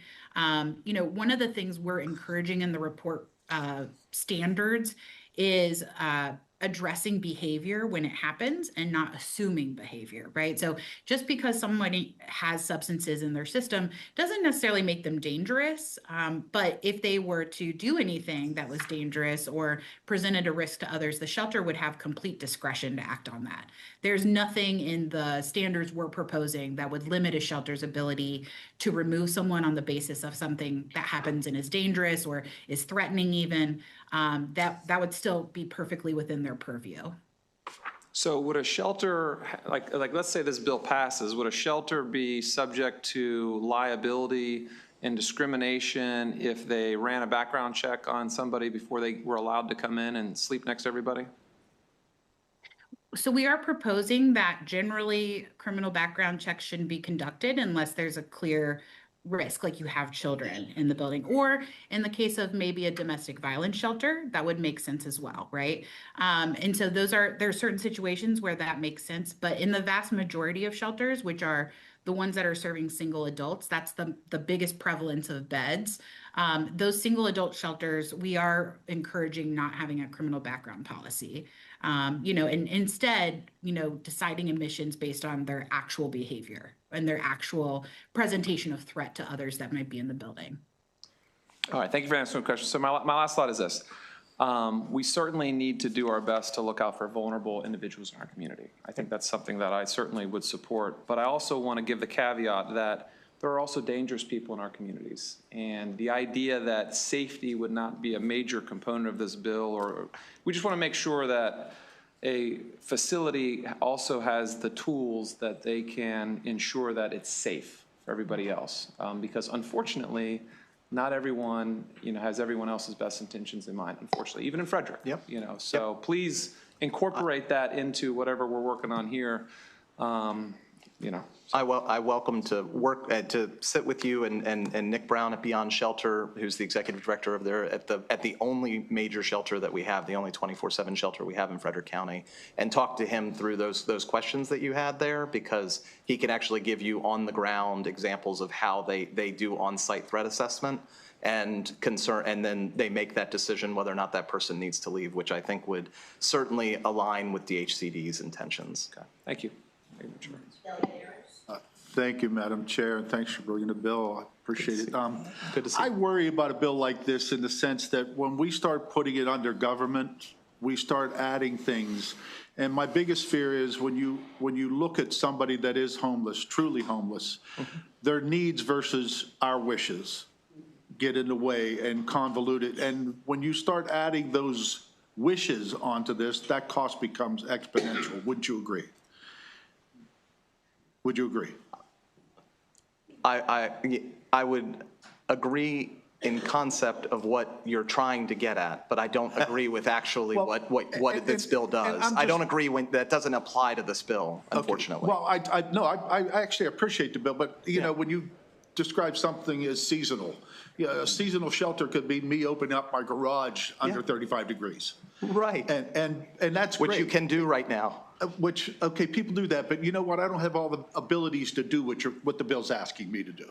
Right, but that's the point. But I don't know what the bill's asking because it's not defined. Well, but that's kind of the point, is that the organizations, well-meaning individuals, are saying, I'm going to open a homeless shelter, and there's currently no regulation that stops them from being able to do that. They might have to meet building code in order to get an occupancy permit if they decide to build it as a business. But regardless, these institutions can essentially do what you just said. Open up a garage, say, we're going to house some people and call it a homeless shelter, and they can sleep wherever, on the ground, with or without heat. They can sleep with or without bathrooms, with or without. I know that linens was a question earlier. That's actually kind of important that we have linens, both from a public health and safety perspective, as well as from a basic not freezing perspective where they can sleep with a blanket over their bodies. So there's a lot of components to this question. It's very complicated how we allow people to survive while homeless. But the question is are we meeting the basic human standards? And that's all this bill tries to do, is meet that. My big point is here, I'm afraid of government. Yeah. And I really am. I see what we do here, and it scares me that we're going to start putting things in here which will prevent somebody like me from doing just what we're talking about doing. Yeah. Because they're afraid of the liability and the lack of, I would say, functionality of government. You see it every day. And when I see this being so what I would call prescriptive, I would sit back and say, if I were homeless, and I have met some homeless people and it breaks your heart, I would be thankful and happy just to have that roof. And that would be the basic needs. This bill wants to take a little bit further, and our hearts want to take it a little bit further. Sometimes our hearts and our wishes don't actually come together. And that's why I worry about putting something like this as descriptive as you have it, and you may feel it's not that descriptive, and I agree people do need their basic needs met. So I agree with the bill, it's just that it concerns me when you put the word government in here and you start laying a bill out like this. It really does. I've looked at the Department of Social Services and what they've been able to not accomplish, and it troubles me, because that's where their basic needs are. We're watching kids, you've seen it, kids die. And when the government's in charge, that doesn't mean it's done right. Yeah, and I just want to reiterate Ms. Meister's comments that currently homeless people are dying in our state. Well, and I would love to prevent that if I could. I would too, and I think we're all in agreement on that. Okay. All right. Thank you. I just wanted to say what I want to say. Thanks. Thank you, Delegate. Delegate Howard. Thank you, Madam Chair. So, Delegate, would you accept as a friendly amendment that we would not discharge folks that are coming from rehab facilities as part of the continuum of care into a homeless shelter? That is happening right now in Montgomery County to the tune of hundreds of people with a 100% recidivism rate. I've got some legislation to talk about that, but since we're talking about this here today, we're talking about a tiered system and certification process. That's come to my attention that that's happening. So as you know, you talked about continuum of care a little bit.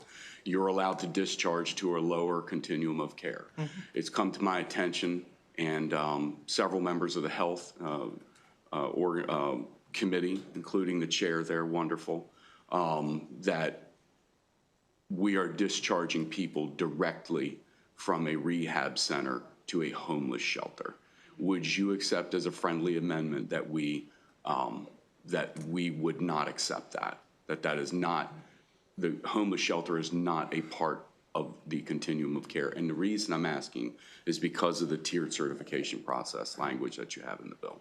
Again, the rehabilitation process is complicated. I would stress to please contact your local homeless shelter and talk to them about how they do on-site threat assessment for individuals who are experiencing substance use issues at the moment, or they're experiencing any kind of violent tendencies or behaviors, and leave that flexibility to the shelter to make that decision instead of us mandating down to the shelter.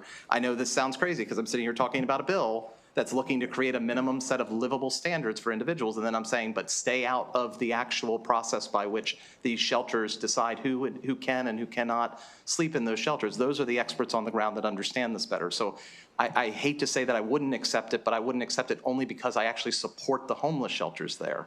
So we tried to, I put in a study bill about this yesterday, or I'm sorry, last session. That was folded into a much larger and broader study, impact study, that was going to look at broad issues concerning rehabilitation. And they simply did not do the study. Listen, I believe that if it's the general... We tried. No, and genuinely, sir, if it's the intent of the assembly to do the study, we should have done the study. And so I'm with you on that. If there's a study to be done, it should be done. So I support you in that effort. Okay. As of right now, just for everybody's edification, it is perfectly reasonable, according to the state of Maryland, it is perfectly reasonable and viable to take a person from a rehabilitation facility and put them directly into a homeless shelter. And we've seen the results of that in one of the richest counties in the state with a 100% recidivism rate when it comes to relapsing. And I find it unacceptable. I appreciate your position. I'm not getting on you. I understand what you're trying to do, and I appreciate what you're trying to do. But, you know, I just think that as delegates, we had our, they thumbed our nose at us on this. Yeah. Thank you. Thank you. Thank you for sharing that. Thank you, Madam Chair. Thank you, Delegate, for putting this bill. I know it takes a lot of courage to help the vulnerable people, and you're trying to help the vulnerable people.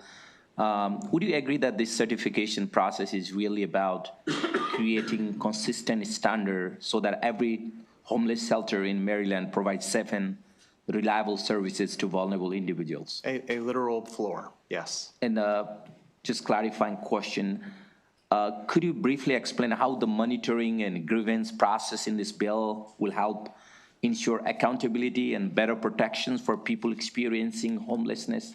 My experience has taught me to turn those questions over to Ms. Meister because she is very good at explaining these things.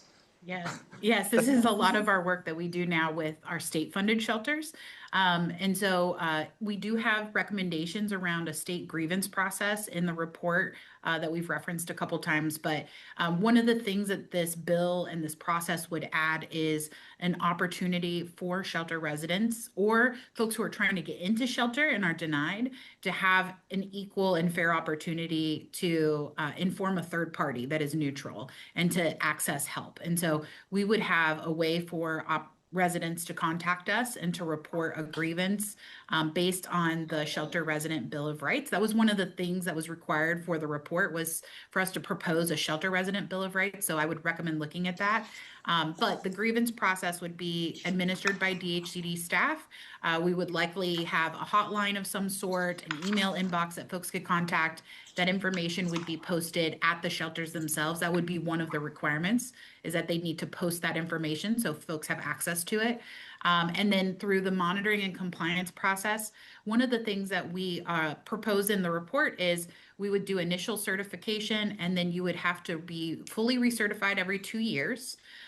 In between those certifications, we would likely only do monitoring or compliance checks if there's a grievance filed or there's a for cause action.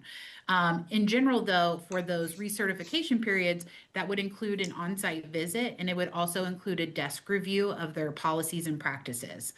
We also would produce trainings that homeless shelter staff would be required to participate in. That would be free of cost to the shelters, and we would monitor to what extent shelter staff are participating in those. Thank you. We truly appreciate the work. Thank you, Madam Chair. Thank you, Chair. And there was only one question that I didn't get answered when I had the first go at this, so thank you. So DHCD, I'm going to ask you, if you haven't already answered it, in that very exceptional circumstance, which surely would make front page news in a local newspaper, define for me what a revocation, which would be closing a homeless shelter, what would that look like, and what regulations would you put in place that would rise to the occasion where we would close a homeless shelter and ask the folks that are there to vacate because they've lost their ability to do business? Yeah, I think that's a great question. I think this deserves more community input when we go through the regulatory process. But in general, there wouldn't be very few situations in which a shelter would not have an opportunity for corrective action first. So our goal would be to have a mutual agreement, a compliance agreement of some sort that would have a timeline and specific tasks the shelter needed to implement. Now, if there were a serious issue, I would say examples would be bathrooms not working, right? So literally folks can't go to the bathroom. If there are major issues like damaged windows, it's freezing outside and there's no heat in the building. Those sort of immediate life and threatening situations, those are situations where it makes sense to do a temporary closure while it gets fixed and to support that local shelter with an alternative plan.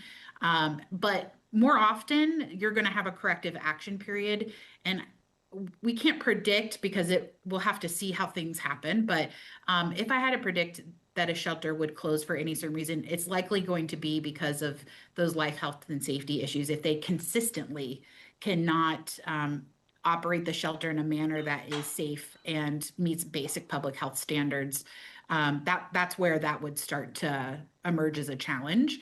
But in general, our goal is to keep every shelter open. That's why we have a whole division of homeless solutions. So our approach is really to be centered on safety and to find mutual collaboration first. And So really you're only use that interested in as a last safety? resort. So you're only interested in safety? Not necessarily. I mean, I think we have to look at things like, are you violating, folks' rights under discrimination practices? That's important too. But I think there needs to be like corrective action opportunities for that, right? So if we find there's a problem, our first approach is going to be working with them, putting them on a plan, giving them TA, giving them resources, helping them rewrite a policy, training their staff, doing everything we can to both solve the problem but hold them accountable at the same time. A shelter closure should only happen if we're having So either. DHCD, can I stop you right there? Sure, it's just difficult to Discrimination- hear you. I'm sorry. Yeah, if I'm talking it's a over little you. bit of a lag, I get it. So discrimination implies that a person working at a homeless shelter who's usually a volunteer has done something to discriminate against a person, which is where I was trying to head with this. So are you saying discrimination would be a version of what DHCD would draw regulations on that would suspend or revoke the certification? I think eventually, if it were to continue Well, that's to okay. happen. All right. So what's the penalty then? Because that's the point. What I'm trying to make, when you have volunteers who are facing that sort of back and forth that you and I just had, I would imagine the penalty is going to be a version of a Civil Rights Commission visit and having to sit in front of that commission to defend an action. So is that the penalty that you're imagining for discrimination?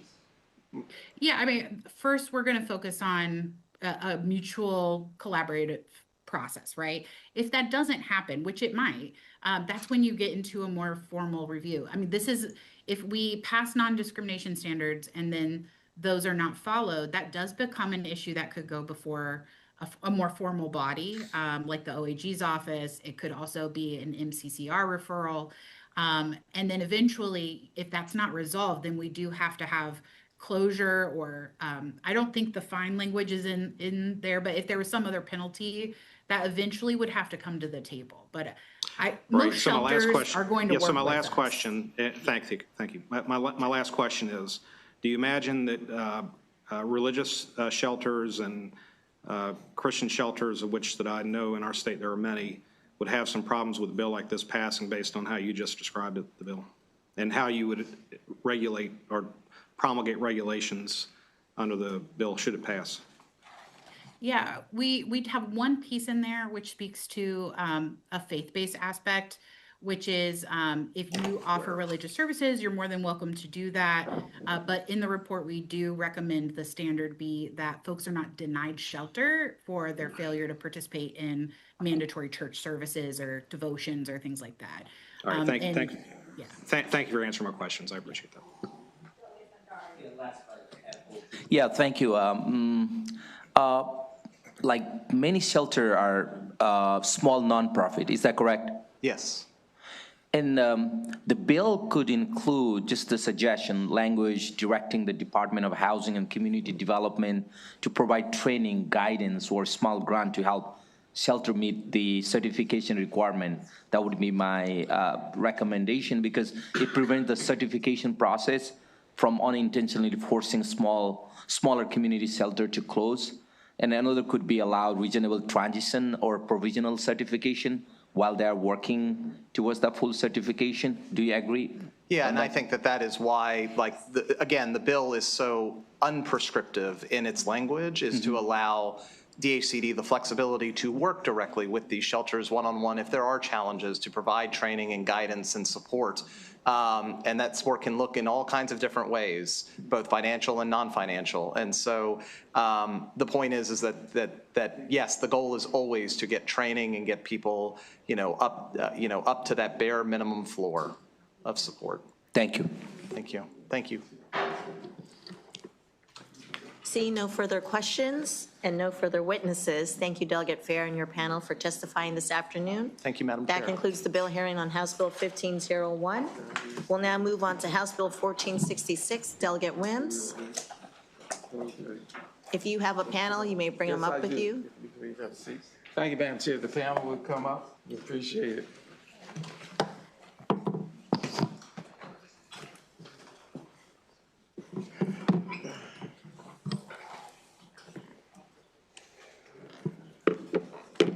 That's it. Thank you.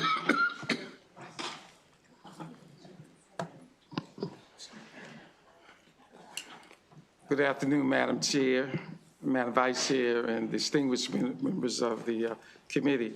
And I want to say this in all sincerity, it is a pleasure to come back here again. This is my second time, and I will be short with my presentations. I know it's getting late. For the record, I am Delegate Greg Wims, presenting HB 1466, Department of Housing and Community Development, Appraisal Gap from Historic Redlining Financial Assistance Program, Qualified Properties. Under the law, a qualified property for the program must be located in both a low-income census tract and a sustainable community. This bill expands the definition by allowing the Department of Housing and Community Development to identify neighborhoods that have been historically redlined or have undergone urban renewal.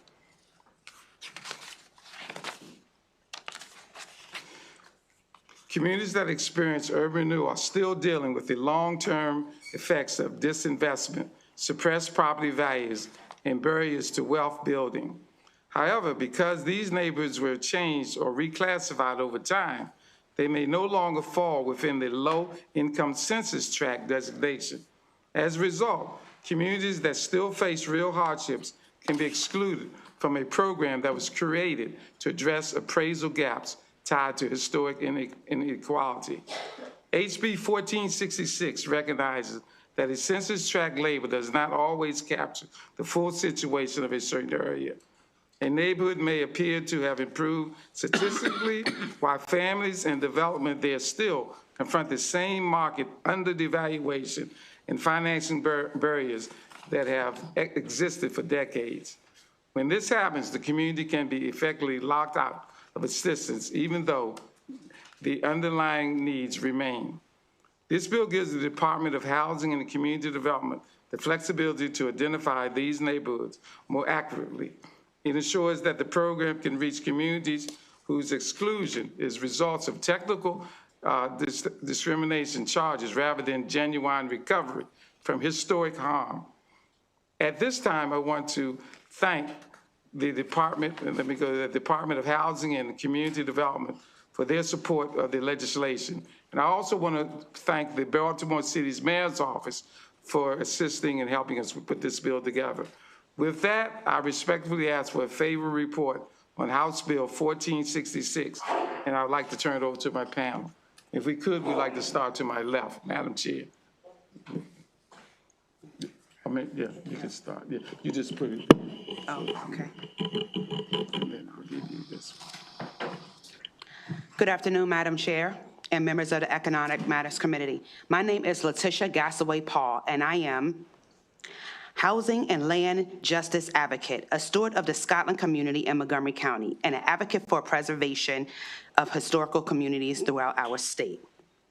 Thank you, Delegate Wims, for bringing forward this important legislation, House Bill 1466. Across Maryland, many historical communities were built in late 1800s and early 1900s by free men and women who believed that land meant safety, ownership meant dignity, and home meant something they could be passed down. Over time, however, development and policy decisions have not always protected these communities. Redlining limited where families could live. Lending discrimination restricted access to capital. Urban renewal displaced entire neighborhoods. Today, we are seeing another way of development. Rising property values, new housing construction, and expanding real estate investment and transforming many parts of Maryland. While development can bring opportunity, it can also place pressure on historical communities where residents may be living on fixed incomes and aging homes or on land that has been built by their families for generations. Programs like Uplift are intended to support communities that experience historic disinvestment. However, census tract income data can make an area appear prosperous because of surrounding development, even when longstanding residents are still struggling to maintain their homes. HB 1466 helps correct that by allowing historical communities that experience redlining and urban renewal still qualify for investment. Supporting this bill means helping preserve communities that freed men and women built after emancipation and ensuring that development works alongside history rather than erasing it. I respectfully ask the committee to support HB 1466. Thank you for your time and consideration. Greetings to the Economic Matters Chair, Delegate Griselda Valderrama, and other esteemed members of the committee. My name is Carolyn Taylor, and I am a member of the Heritage Emerald Grove Community Development Corporation Board of Directors in Gaithersburg, Maryland. I am honored to offer my support to HB 1466, sponsored by Delegate Wims. This bill addresses the appraisal gap where the cost to build or renovate a home is higher than its appraised value, which commonly affects disinvested and redline neighborhoods. There are many benefits to expanding the funding eligibility to include communities that were adversely affected by urban renewal. This funding has already provided meaningful assistance to many families, and we are hopeful that many more will benefit in the future. The Emerald Grove community is one such community. In the early 1970s, urban renewal demolished the homes of this historic neighborhood, causing the loss of community bonds and generational wealth. Emerald Grove was originally built by former enslaved people who proudly established and owned their homes while creating a self-reliant and thriving community. Over more than a century, they built churches, schools, businesses, and parks that served as gathering places for hundreds of families. Unfortunately, when urban renewal displaced the residents of Emerald Grove, land was seized by the government at compensation levels that made it impossible for many families to return to the rebuilt community or to preserve wealth for their children and grandchildren. As a result, families were forced apart and long-standing relationships rooted in the mid-1800s were disrupted. Even today, many descendants of these families continue to struggle to achieve home ownership, educate their children, and build a lasting legacy over the generations. Over the last 3 years, our CDC has been implementing a vision to restore the community by leading in the development of more than 500 units of housing across the full spectrum of affordability. We believe that this will create opportunities for displaced families and begin developing intergenerational wealth by restoring a general sense of community that once existed. Thank you very much.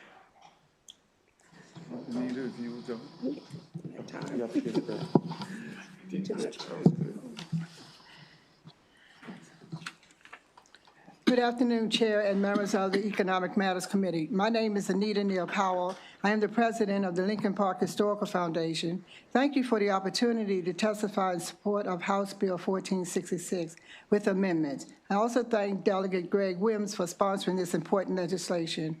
I am a lifelong resident of Montgomery County and a resident of Lincoln Park, a historically Black community in Rockville where I was raised.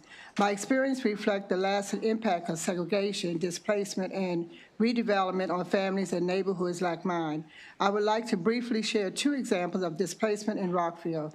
First, Lincoln Terrace, one of the county's earliest public housing development located in Lincoln Park, was demolished, displacing residents who were told they could return. When the replacement development Legacy at Lincoln Park opened in 2007, many former residents were unable to return due to affordability barriers. Second, in 1959, urban renewal transformed what is now downtown Rockville and Rockville Town Center. This area was once a thriving, historically Black community with homes, schools, and Black-owned businesses. While it is economically vibrant today, the original residents and businesses were displaced, and their contributions are largely absent from the present landscape. Expanding the definition of qualified property under House Bill 1466 would help address appraisal gaps rooted in historic redlining and displacement. It would provide meaningful opportunities for families to return to communities like Lincoln Park and build long-term stability through home ownership. In closing, I respectfully ask urge your support for House Bill 1466 in its amended language. Expanding access to this program will promote equity, stability, and opportunity for residents across Maryland. Thank you for your time and consideration, and we hope to get a favorable vote from this committee. Amen.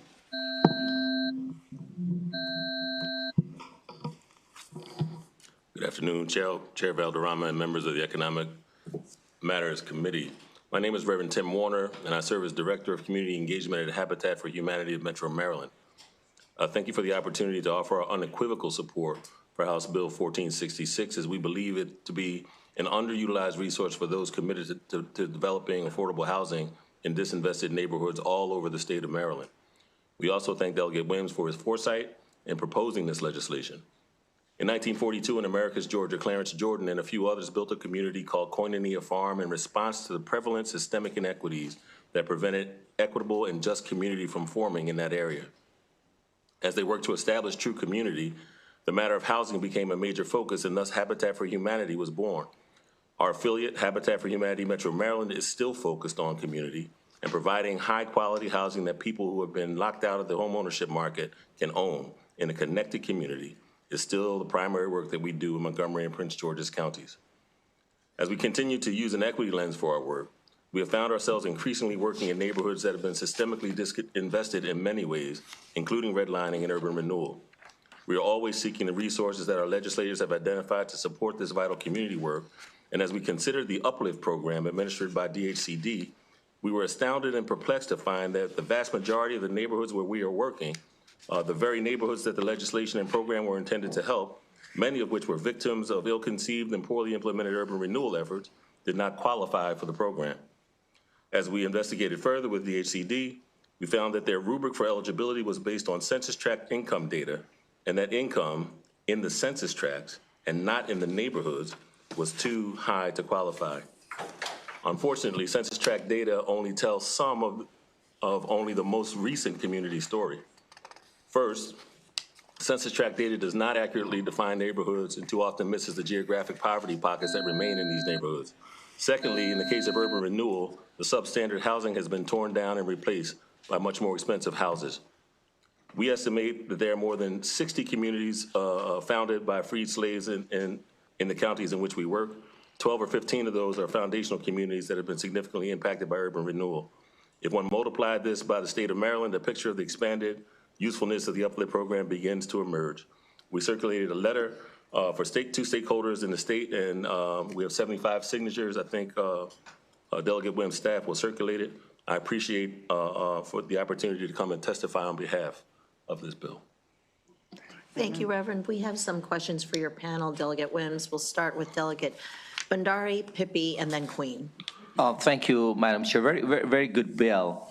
While reading the bill, I was thinking, Delegate, if while drafting the bill, did you consider whether departments should use specific historical data or criteria to identify historically redlined neighborhood so the program is applied consistently across the state? Did you think about that? The answer is yes, but I'm going to let my expert panel with Habitat for Humanity to go into details. Well, I don't know that there were experts, but I'll take a cut at this. In our work, we work in communities that have been redlined, and we're also working in communities that have been altered, destroyed, in some cases by urban renewal. What we found is that those criteria that you make reference to often miss neighborhoods that have been destroyed by urban renewal, because in the case of Emory Grove, for instance, those houses were destroyed. So that the value of the houses that they produced were literally too high for the people then to afford. And if you want to develop new housing now, the gap is very large. So we saw those differences that way. I was astounded to find, I think of all the ones that we investigated, maybe one fell into the criteria for that program. Thank you. And the question is, while developing the bill, of course, did you think about prioritizing first-time or moderate-income home buyers to ensure this assistance directly expand homeownership opportunity in the community most impacted by redlining? Yeah, so we at Habitat almost exclusively deal with first-time home buyers. So I'm probably not the right person to ask. So certainly we consider that because that's all we do really is provide houses that people can own that are first time in the market. Thank you. Thank you, Madam Chair. Delegate, good to see you. So I think I understand the redlining portion, right? Obviously, that's illegal, doesn't mean it didn't happen, but I understand that part. I do want to ask a couple questions about the urban renewal, because so kind of walk me through that. I mean, I guess the general thought is that urban renewal, in some cases, increases the value in certain areas. Now, it may push folks out or this or that, but help me understand like a negative side of urban renewal and why you want that included into the bill for the purpose of saying that, hey, because of urban renewal, I'm in a property situation where it's less, and I need you to fill that gap. I would like, and I will answer be back because I was affected by urban renewal, but I would like to have Ms. Taylor from Emery Grove, who went through the urban renewal, or Ms. from Scotland, to maybe answer that first and what you saw. I would like to say that during urban renewal, families were given a certain amount of money, promised that they would be able to buy back into the community, given something like $20,000. And then when the neighborhood was rebuilt, the house causing was like something like $75,000, which prevented people from coming back. So promises were not kept, and people were disenfranchised and scattered. Oh, I see. Okay, I see. So this was, I see. So, okay.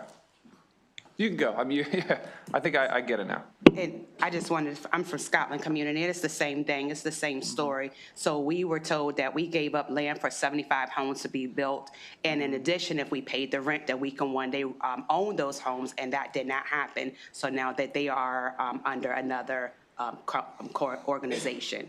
Okay, so really it was to get back into the exact community. Yes. Not to, you're in a different community that is, okay. Because I guess the other scenario would be is if the values went up in the urban renewal area, the adjacent communities in theory could either go up as well or stay the same. But now I see what you're saying, it's to get back into the original community. Correct. Got it, okay, thank you. Thank you, Madam Chair.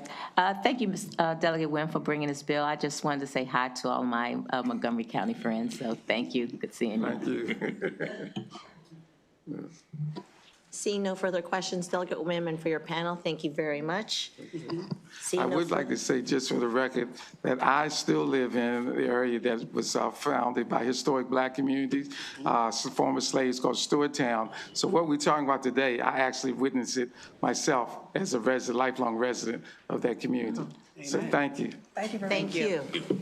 Seeing no further witnesses, that concludes the bill hearing on House Bill 1466. I know our next two bills, Delegate Taveras and Delegate Rashi both have voting coming up, so this is up to you how quickly you would like to go through your bill hearing. Delegate Taveras, I know you have a witness that has to go, so, and Delegate Rashi, you had come once before, so I'll take you guys right after one another. Okay. Ven. Sí. Siéntate.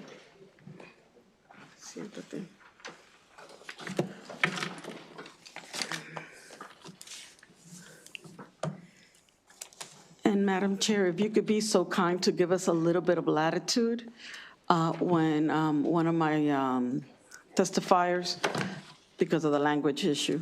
Okay. Thank you so much for your generosity. Chair Valderrama, Vice Chair Charkoudian, and distinguished members of the committee, thank you for this opportunity. I ask for your favorable report of HB 1460, landlord and tenant investor-owned single-family rental property landlord requirements.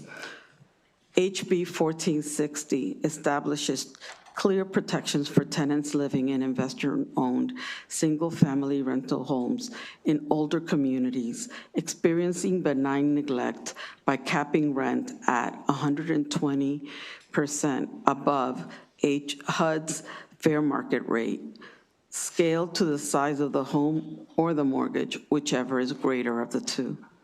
This bill also requires transparency in ownership and management, limits excessive mandatory fees, creates a public landlord registry, and provides meaningful enforcement mechanisms. It is a targeted and evidence-based response to a documented shift in Maryland's housing market. Across Maryland, housing affordability has reached a critical point. Approximately 32% of all Maryland households, that's about over 750,000, are house burdened, meaning that they pay more than 30% of their income on housing. Among renters, this situation is even more difficult. Above 51% statewide are cost burdened.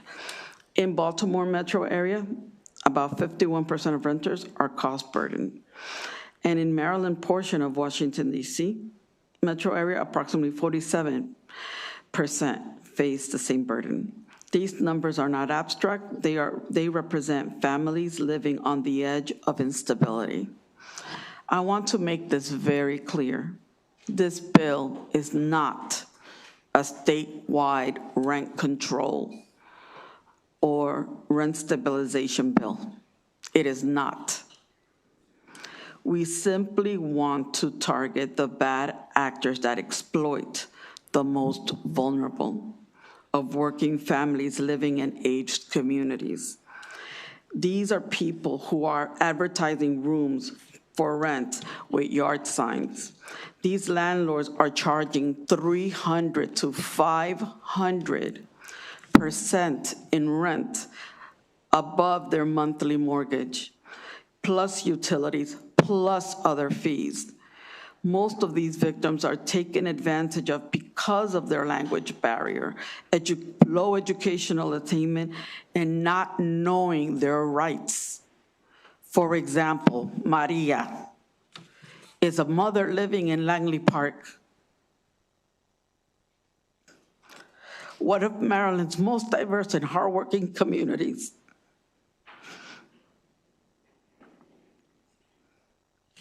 She works as a community activist, and her partner, also works, but is currently unemployed. Their family lives below the 30% federal poverty level, placing them in deep poverty. Despite this, Maria and her family are charged $3,500 per month, plus 60% of the utilities, to rent the top floor of a modest single-family home built in the 1950s. Another family living in the basement of that same home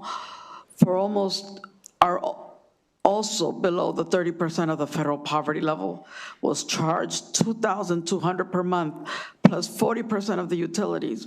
However, that basement family could not endure after paying this for 30 years. That basement is now being rented for $2,900, plus 40% of the utilities. Together, these families will pay $6,400 per month, plus utilities, for a home purchased only for $388,000, with a mortgage of approximately $2,800 per month. In Maryland, the affordability gap between the wages and rent is well documented. The National Low Income Housing Coalition, out of reach, report highlights a significant gap between the wages and fair market rates in our counties. For Maria, this imbalance becomes deeply personal. This is how her family can make it month to month. With HB 1460, HB 60 takes a measured and targeted approach. We are currently working with various stakeholders to specifically exclude owner-occupied homes, small-scale landlords renting part of their property, built-to-rent properties, and new construction. The bill ties rent ceilings to objective rent market benchmarks, limits excessive add-on fees, and requires disclosure of ownership information, and establishes enforceable consequences for violation, because most of these people don't even know who they're renting from. So for Maria and for the hundreds of thousands of Marylanders renters facing housing cost burdens, I respectfully ask this committee to issue a favorable report on HB 1460. Thank you.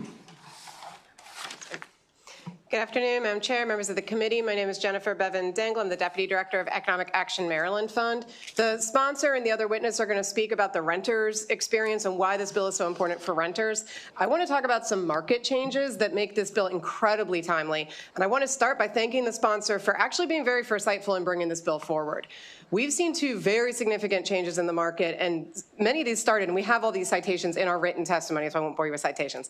But we've seen these changes start since the 2008 housing collapse, and they've sort of re-accelerated with the recent surge in home values and mortgage rates. What is happening is that everyday families are having a harder and harder time purchasing housing. This has opened the door to these private equity, these investor firms, stepping in and buying out these single-family homes, which then makes it even harder for actual Maryland families to purchase these homes themselves. So we're seeing this disinvestment in Maryland family home ownership sort of as these market factors drive the door and drive the market towards these private equity firms. The other trend that we're seeing happen, and it's been well documented, is that these equity firms don't sort of purchase here and, kind of at random.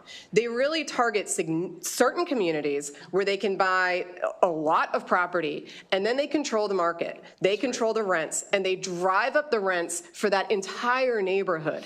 So we're seeing these out-of-state actors that really target often very vulnerable communities, which you will hear about, that are making not just home ownership harder for Marylanders, but they're making renting harder for homeowners. And we all know the statistics on just how expensive rent has become. This bill is incredibly important to help sort of stop both of those trends. And all it says is, come in, purchase these homes, rent them out at a reasonable amount. That will help disincentivize some of the most excessive bad actors and excessive bad practices out of Maryland's markets and take a big step forward for Maryland renters and homeowners. So we do urge a favorable report. Vamos. Muy buenas tardes. Mi nombre es María Vicente. Yo vengo de Langley Park. For the record, my name is Erika Puentes. I'm translating on behalf of Maria. Maria. Good afternoon. My name is Maria. I'm a resident of Langley Park. El motivo que estoy aquí, vengo, lo que pasa que estoy viviendo en una casa y estoy pagando $3,500. Aparte el bill, pago luz, pago agua, pago gas y las condiciones donde yo vivo está muy mal. The reason why I'm here is because I'm living in a house and the rent is too high. On top of that, I pay for the utilities, gas, electricity, water, and on top of that, the housing conditions are very poor. Y la dueña ya lo hablé, pero ella no nos hace caso, es una persona, es muy mala, porque cuando yo le dije que estaba pagando $3,500 era muy alto, y ella lo que hizo, se cerró, no me importa, lo que quiero es dinero, y cerró la puerta. The landlord is not helpful. She's incredibly rude and not easy to access. When I did talk to her and I told her that the rent is too high, she said, I don't care, and slammed the door on me. Está muy mal condiciones porque hay cucaracha, hay ratones también. There are bad conditions because we have a chronic pest and mice infestation. Y tuve que sacar a mi hijo de la universidad por motivo que me está ayudando para pagar la renta. Quisiera dar todo lo mejor a mis hijos, pero lamentablemente no me alcanza. El niño tiene que trabajar para ayudarme a pagar la renta. My son had to drop out of the university to help me pay for rent. My dream is to support my children. Unfortunately, the rent is too high and I'm not making enough to pay. So my son had to drop out of college to help me. Y solo gano como $14,000 al año y yo soy vendedora de helado de Langley Park. I only make about $14,000 a year. I sell ice cream and I live in Langley Park. Quisiera dar todo lo mejor a mis hijos, pero no me alcanza. I would like to give my children all the best, but I just don't have enough. Yo quiero un día que mis hijos van a estudiar la universidad para que ellos tengan sus cosas, sus casas propio, tengan sus propiedades propio, no pasen como esta situación que estoy pasando. I would like for my children to one day go to college and get better in life and have their own homes. Unfortunately, I'm not able to support them to make this dream a reality. Ese motivo que estoy acá, ojalá que escuchen todo lo que estamos hablando, porque yo estoy viviendo la realidad, está muy cara la renta. This is the reason why I'm here. I hope that you all listen on living this reality of rent being too high. Thank you very much for your testimony. I will begin with Delegate Weibel. Thank you, Madam Chair. I was wondering if you could help me with the definition of maximum allowable rent. I get the first part, 120% of the fair market value for the zip code, but this number 2 says 120% of the last recorded sale price of the single-family rental property divided by 12. So if, just say 120% comes to $500,000 is my recorded, 120% of my recorded sale price divided by 12, that comes to $40-some thousand. What does that, what would that number mean? Is that an annual maximum rent, a monthly maximum rent, or what is that? So, well, in that case, let's say if it's 500,000 and you're looking for what's the mortgage, right? No, your maximum allowable rent is defined as. No, there's two options. Right, the first one I get. And then the last one is the last recorded sale, right? That's for what the house was sold. Okay, right? say the house, say 120% is 500,000. No, wait a minute. Well, I don't know where you're living, but usually we're talking about a home that's sold typically for $400,000. Okay, right? So Okay. 120% of that. No, wait, that's the rent. That's separate from, we're talking about the mortgage. We're talking about the mortgage. What is your I'm referring mortgage? to your bill, page 2. I understand what line you're 19. saying. Okay. Can we just go through what I'm trying to say first? Sure. Thank you. What I'm trying to say is, whatever is the mortgage, 120% above whatever your mortgage is, whichever is greater of the two. So let's say if the fair market rate, according to HUD, 120% above the fair market rate according to HUD is, let's say, $2,500. But your mortgage is $3,000. It has to be 120% of $3,000, not $2,500. Okay, I can appreciate that you're referring to the mortgage, but that's not what this definition says. The definition says 120% of the last recorded sale price of the single-family rental property divided by 12. I appreciate that. Let me finish. So in this example you just used, 120% of the 400,000 would be 480,000 divided by 12. That comes to $40,000. What does that number mean? Is that does that mean the rent's restricted to $40,000 for that year, for that month, or what does that? Well, we could have put in a technical amendment to correct that and reflect more of what I just finished relaying to you. Okay. And then does your bill address increases in utility costs or property taxes or any of that? Because, I mean, the county I'm in, we had a 40% increase in assessments last year, 40%. And that number flows direct to the rental properties because there is no homestead tax credit on that. So the renters bear the full cost of that increase. So does your bill address that at all? No, we don't mind the issue of having to pay for utilities. The issue is that they never see a bill. They're just told what to pay and they have to pay cash. And everything is cash. That's what I have a problem with. If she lives in a house and she generates that heat or she generates that light, it is her responsibility to pay. I don't have a problem with that. So you're okay with the 40% increase in assessment, and you're just saying that they just have to, the landlord just has to show that? I'm sorry, somebody wants to respond. So certainly, I've spent a lot of time in environment and transportation, and it would have been this committee if you had held on to energy. I think the issue of utility increases is incredibly important. We've been on our hands and knees. We hear about it from our seniors. We hear about it from our tenants. This bill is not focused on that. That's just in the other committee of jurisdiction. It does allow the full documented utilities. The only provisions in here are sort of these other fees, which our tenant assistance program has a litany of sort of questionable fees that we've seen in various properties. So I don't think anyone's denying that utilities are also an issue, but we've been working on that elsewhere with all due regard. You're okay with the documented cost of utilities, understand that. And then the $100 per month covers what kind of fees are you talking about there? Some of the examples we've seen, there are convenience fees now to pay your mortgage or your rent, rather, sorry, online. We've seen people who are being charged as much as $80 for the sort of convenience of paying it online, and they're given no other way to pay.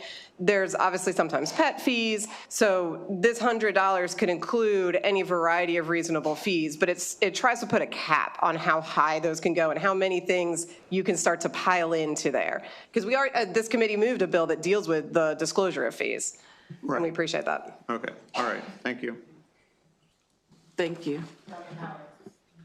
Madam Chair, so on January 20, 2026, President Trump blocked through an executive order the sale of investor-owned properties. Do you support that initiative? And also, would this get in the way in any way, shape, or form of that initiative? Because you are talking about Department of Housing and Urban Development, and part of that executive order is that no federal agency would work in contingency with investor property, or BlackRock basically is what we're talking about, trying to buy up these properties. Is this bill, and then when it talks about maximum allowable rent, is that already based on currently contracted negotiated rates? So in other words, if they are renting, right? I mean, you're looking at me like you're confused. If they're renting and they're paying more than 120%, under your bill, they would not be able to pay more than 120%. So would that stand in conflict with the current contract that they would have with the landlord? I take the first part. So do you support the federal initiative? Well, first, let Jennifer handle it. Since I was the one who sort of talked about these market changes, I'll speak to that. And that's what I'm kind of getting at. Yeah. Like, this is very new. Yeah. And we don't know, hopefully, I think rightfully it will be, that this will ultimately lower some rents, because I think there are folks out there are gobbling up properties. We have seen a new Fed chair. We've already seen another a half a percentage point reduction in interest rates. So, if you want to sort of expand on that, I don't want to get in the way of that in any way, shape, or form. And this bill specifically talks about working with housing and urban development. So. No, we appreciate those initiatives that are aimed at, and we've seen other conversations as well, aimed at driving family home ownership, real people home ownership. Mm-hmm. And we appreciate the work that's being done there. This is sort of just another tool in that toolbox. This doesn't impact the ability of investors or get in the way of those efforts to sort of change that market. But it's worth bearing in mind, we've actually seen this trend towards private investor-owned home ownership since 2008. So the issue, far predated the current administration. And for Maryland to also have its own tools at play to protect renters and protect Marylanders is an important part of sort of getting at this in a holistic manner, is our opinion. It looks like the bill sort of speaks to that, in that it talks about equity invested or equity owned properties, right? So I don't want it to conflict with the federal order, the executive order coming down. And then as far as the current rent, how would this bill, if it were to go into effect, how would this bill affect current renters under current contracts that they signed for and negotiated? So let's say there's folks out there that are at 125%. Would they automatically, because of this piece of legislation, be maxed out at the 120% the mortgage?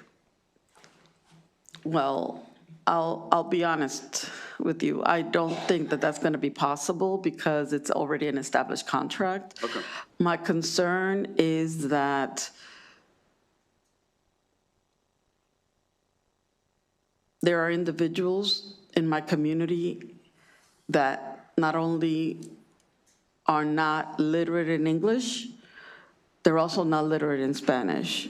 So there is severe educational attainment, low educational attainment, where they are being taken advantage of in the sense that they don't know, they're just told what to sign, and they don't know what they're signing. And that's part of the problem. Okay, all right. We can talk a little bit more offline. I really do. I appreciate your effort here, and thank you, Madam Chair. Thank you, Madam Chair.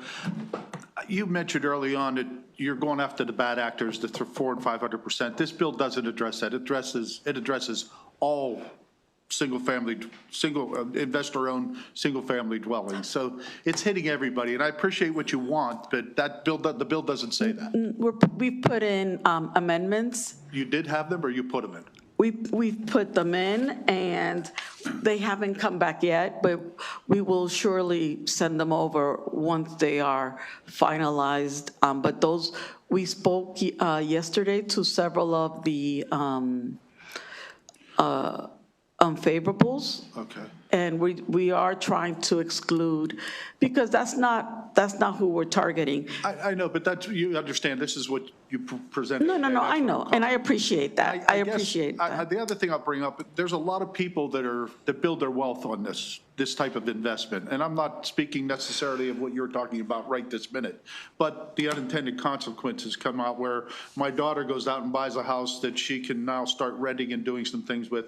And that cost is different than some others. And I think Delegate Weibel mentioned a lot of things that really need to be considered in this, because you don't know my financials. You don't know what I'm doing with how I leverage that. And that's why these bills become a little more complex than just, I appreciate what you're trying to do, and I regret that anybody does that 400% to 500% thing, but I don't know that I'm ready to say this is a great bill for me, but maybe I'll wait for the amendment. Yeah, no, I think we're going to be on the same page, because as a property owner myself, I'm not made of money. Okay. So I'm very sensitive to where you are and where realtors are on this issue. I really, really am. But I do, when they're building a new build or a build to rent, their market is someone different than Maria, right? Yes. They're targeting a six-figure federal employee or somebody in the life sciences or somebody working in defense. And I appreciate it. I don't know how you get to where you want to be, that's all. But thank you I appreciate what you're saying. Thank you. Thank you, Madam Chair. Thank you, first of all, thank you so much. Is it Maria?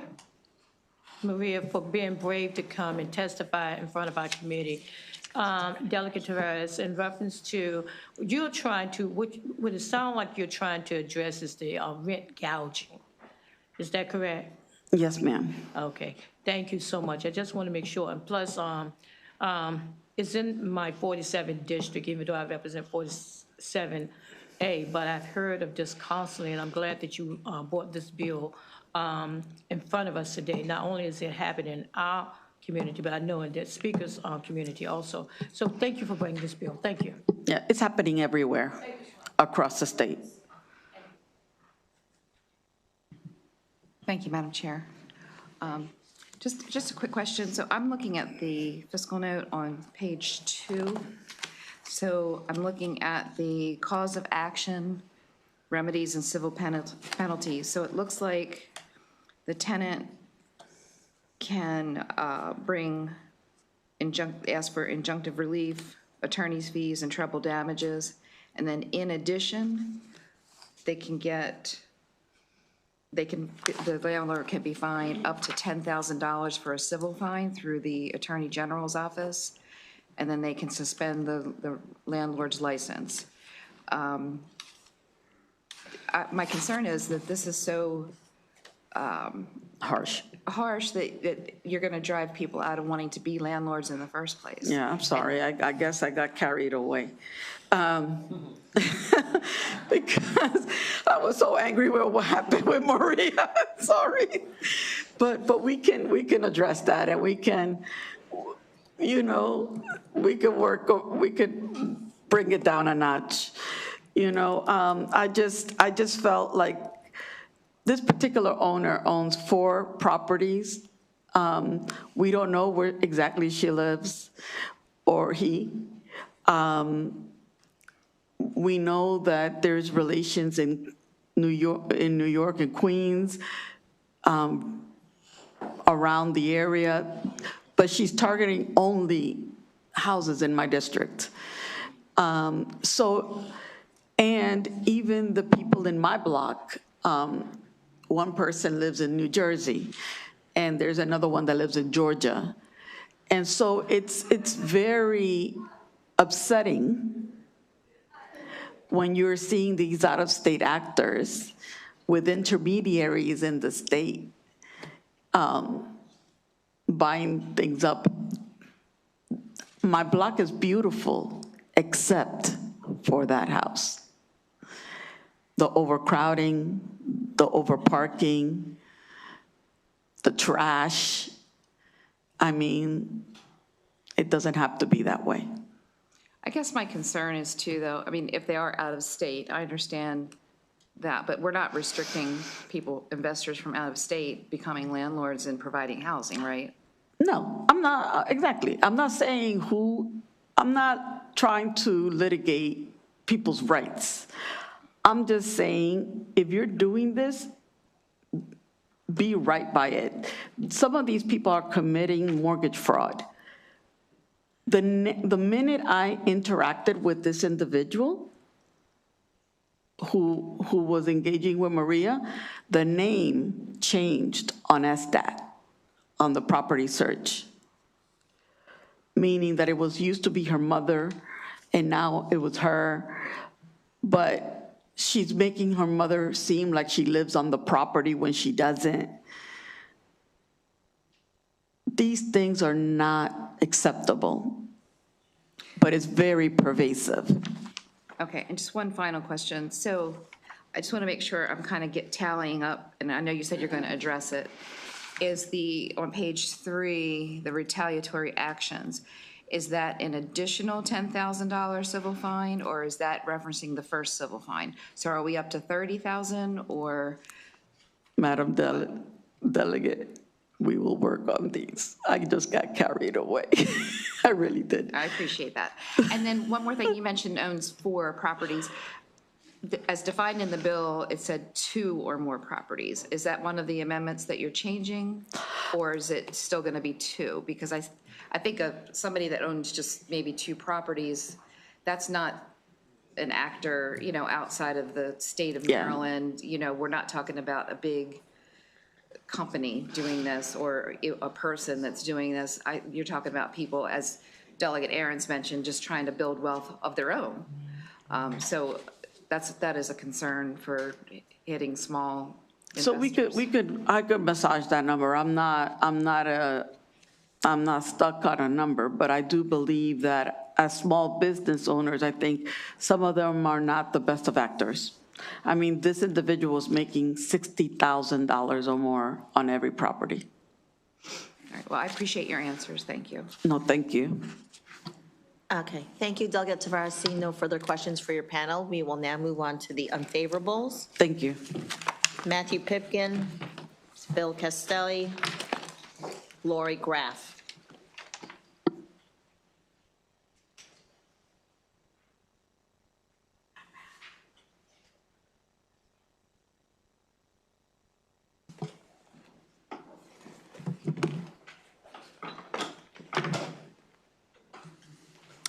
Thank you, Madam Chair and members of the committee. Bill Castelli on behalf of the realtors in opposition to this legislation as drafted.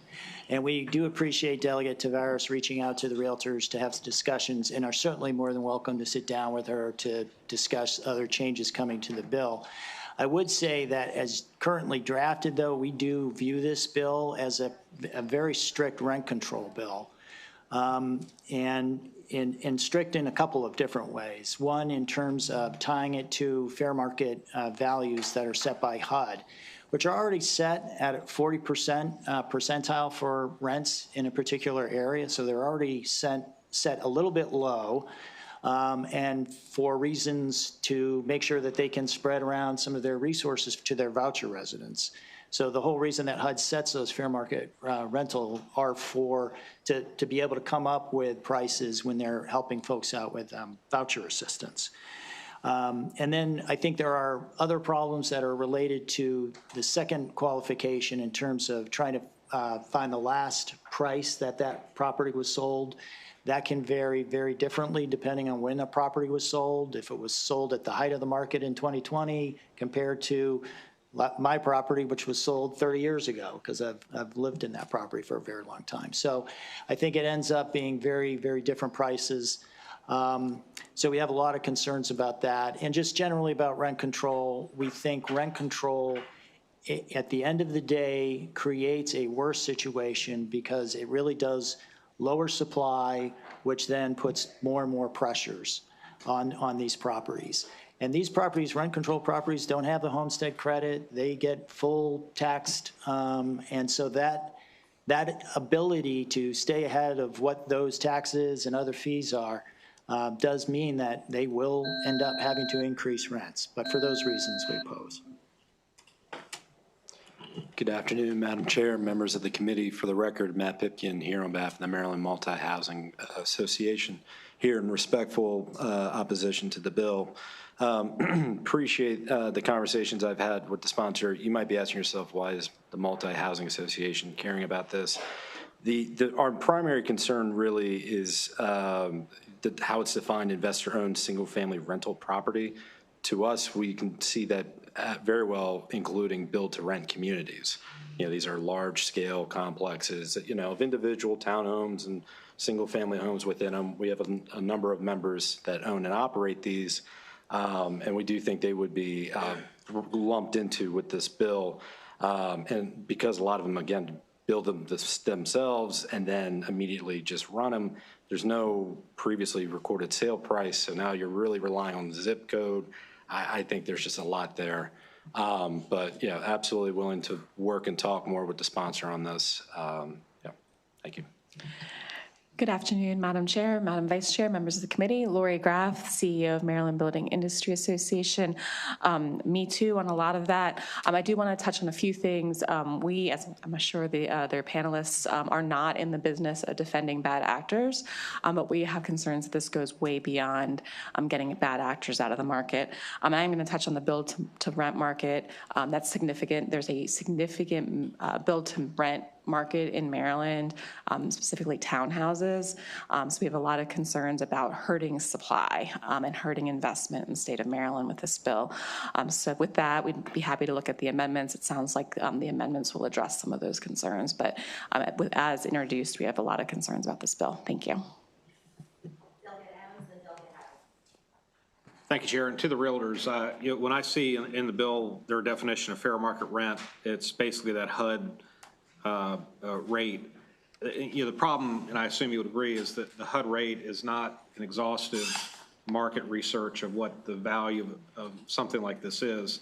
It's a very specific, and I would deem necessary, part of having voucher programs have a reasonable rent established. And so with that, my question, and that is to say, how do we establish what that HUD rate actually looks like? I mean, HUD goes through they look at a couple of different things to set it, but you're right. It is specifically designed to inform public housing agencies on, what rents they should be paying for voucher recipients. But as I mentioned a little bit earlier, it's on the 40th percentile of rents. Most of the time it's set on mass statistical areas, so MSAs. It could be smaller zip code areas. So what they set as an average can be very different depending on the location of the property, but they do it by taking a look at American Community Survey data. They also do a survey of properties that's either written or telephone survey. That's kind of an arbitrary survey of properties in order to determine what those rents are. And then through the rulemaking process, because they do go through a rulemaking process each year, they will actually take quantitative data and other data that's presented during that rulemaking process into consideration as well.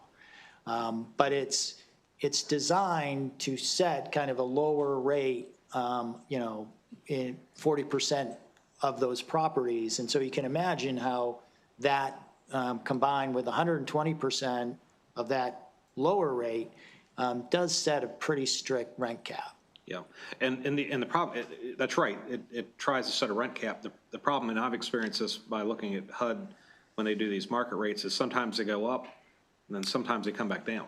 They do. So the reason why that works in the subsidized environment that's being described is those projects are tax advantaged. They are using tax dollars to pay for rent. It's a different methodology to create the amount, but it's also used for a different and very particular purpose that is not related to market rate. I think you and I would agree on that. Yes. That particular. So the other part was, and Matt, you talked about this, and anyone can answer. I mean, I look at a bill like this, and when they start talking about investor-owned, I mean, I don't know how you discriminate between the small guy or the big guy. I think I'm sensing that we want to have this BlackRock conversation, and the vast majority of people that are involved in growing a business do it through the lens of individual home construction, but it can be small multifamily townhouse construction. And while the bill seems to want to target a thing, it seems like it targets everything. And would you agree with that general principle? Yeah, and actually, and again, it's a tricky thing. I mean, we all know what we're talking about when we say, institutional, like I can point to and see it, but it's how we define it. And interestingly enough, the Senate, the U.S. Senate today, just passed a bipartisan housing package that at the last minute, Senator Warren, in trying to attack the institutional investors, coming in and buying the single-family properties, the language that came out of that, it has concerned my parent association, the National Apartment Association, in affecting the bill to rent. So it's just, again, the definitions with this, it's tough. It really is. I mean, even our federal partners are having that same issue. Sure. Okay. Thank you. Yeah. Thank you, Madam Chair. Sorry if we're sort of covering ground a second time, but that was going to be my question. Have you talked to this bill sponsor? Because as I'm reading the bill, it does directly target build to rent, whereas wisely, quite frankly, the Trump administration put that executive order out specifically excluding build to rent. And I think the concern is that what your concern is that that's going to negatively affect inventory? Yes, absolutely. It hurts supply. Yeah. And Maryland has a pretty significant build-to-rent market. Now, she did mention that I think she is working on some amendments on that. Okay. I mean, unfortunately, she wasn't here to listen to the opposing testimony, but yeah, if you could reach out to her, that would be great. Thank you very much. Thank you. See no further questions. Thank you very much for your testimony this afternoon. We have one more unfavorable virtual. Robert Clemson.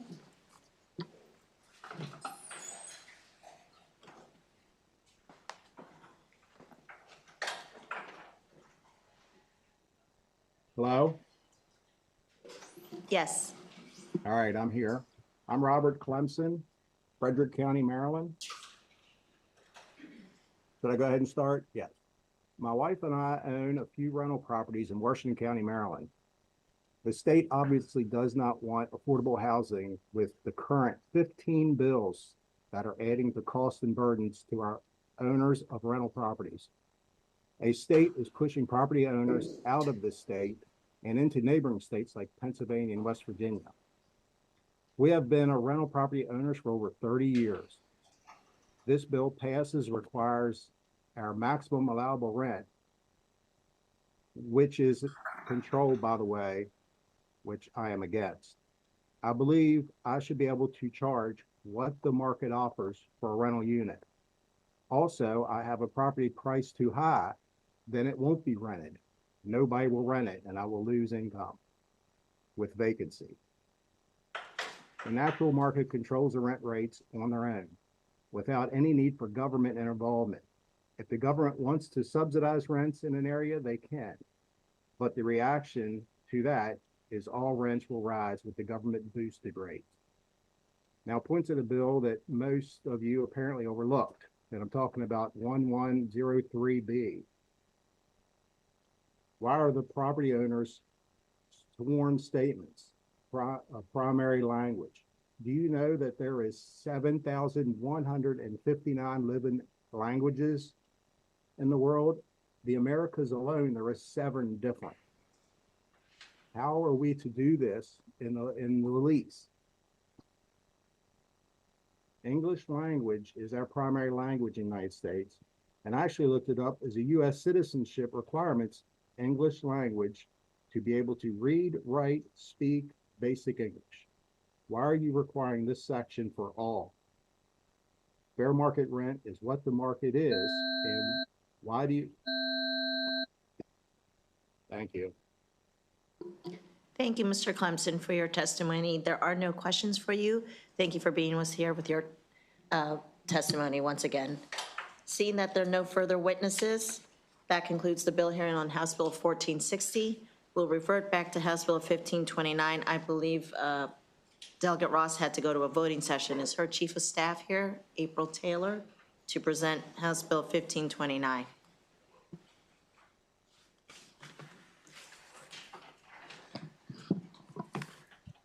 Good afternoon. I'm not the Chief of Staff, but I am her legislative intern, so I'll be doing the presenting today. Good afternoon, Madam Chair, Vice Chair, and members of the committee. I'm here on behalf of Delegate Kim Ross from District 8, Baltimore County, and she could not be here today because she had to go to another voting session. It's been a very busy day for the office.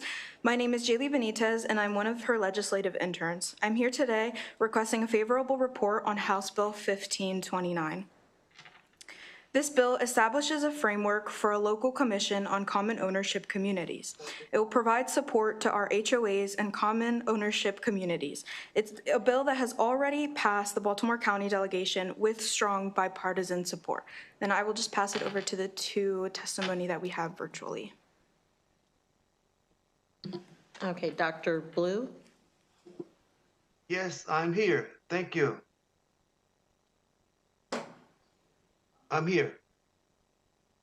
You can speak now. You have 2 minutes. Thank you for giving me the opportunity. I only have 2 minutes. What I would like to do is submit some archive research in support of HB 1529, Task Force on Common Ownership Communities, or OLE, Office of Legislative Oversight, report number 2015-8, Common Ownership Communities, Rights and Responsibility, Baltimore County Master Plan 2030, Baltimore County Master Plan 2020, Maryland Homeowner Association Act, Maryland Condominium Association Act, external audits and annual audits, determining financial efficiencies and financial stability and instability, systematic risks, strengths and weaknesses. And thank you for the opportunity. Thank you. Our next virtual is Linda Dorsey Walker.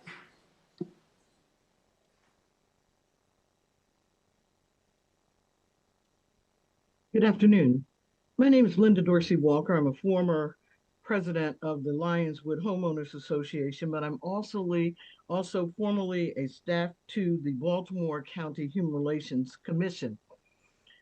I know that none of you would want to be painted with the moniker of hate crime perpetrator.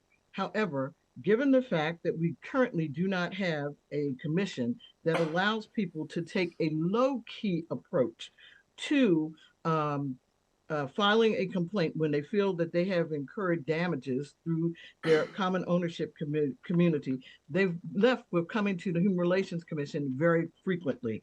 That means that in some cases, a incident that could have been resolved for just the cost of the damages incurred force us to then look at whether a person was discriminated against because of their differences from the people who are bringing who brought on damages to them by virtue of their race, their religion, their age, gender identification, or nation of origin. In one particular case in Baltimore County, there was a family that was from the Eastern Bloc country. Many of the neighbors did not trust them, did not feel comfortable with the fact that they started off with trees that were already too high to look over the fence into their property. As a result, they were harassed verbally, physically assaulted, and then eventually when they went on vacation, they returned to a home where 18 trees of $2,000 value apiece were removed by the neighbors. They had to bring that instance to us, and even though all of them were of the same race, the point of the matter is that one of them came from a different nation of origin, and we were forced to then charge them treble the cost of replacing those trees. By the way, my camera started at 1:40, so I had already lost 10 seconds. So I'm asking that you would rule favorably in favor of providing another low-key option, because in another instance, there was a person who was disabled. We had to charge those neighbors treble the cost of the damages because they were upset that he used the wrong kind of brick on his driveway when he returned home from a hospitalization and had to widen his driveway to accommodate his disability van and chair. Those should not be the only options next offered to people. And as I said, nobody wants to be permanently painted as a perpetrator of a hate crime. And so I ask for you to rule favorably to create this commission as an alternative to people feeling forced to do that. Thank you, Ms. Dorsey Walker. We have one more favorable virtual, Mashawn Hall.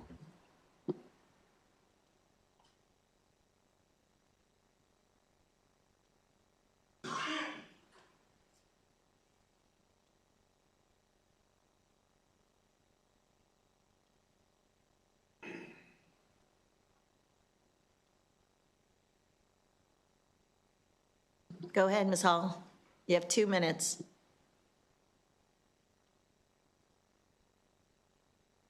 Good afternoon, everyone. My name is Mashawn Hall, and I'm with the Unit Chief with the Prince George's County Common Ownership Program, Common Ownership Communities Program. Thank you for the opportunity to speak in support of legislation to establish Common Ownership Communities Program in Baltimore County. Common ownership includes homeowners associations, condominiums, and co-ops. And these are homes to thousands of Maryland residents. These communities require effective governance, informed leadership, and accessible resources to help resolve their disputes and maintain strong neighborhoods. Prince George's County created their Common Ownership Communities Program to serve as a central resource for residents, boards, and community managers.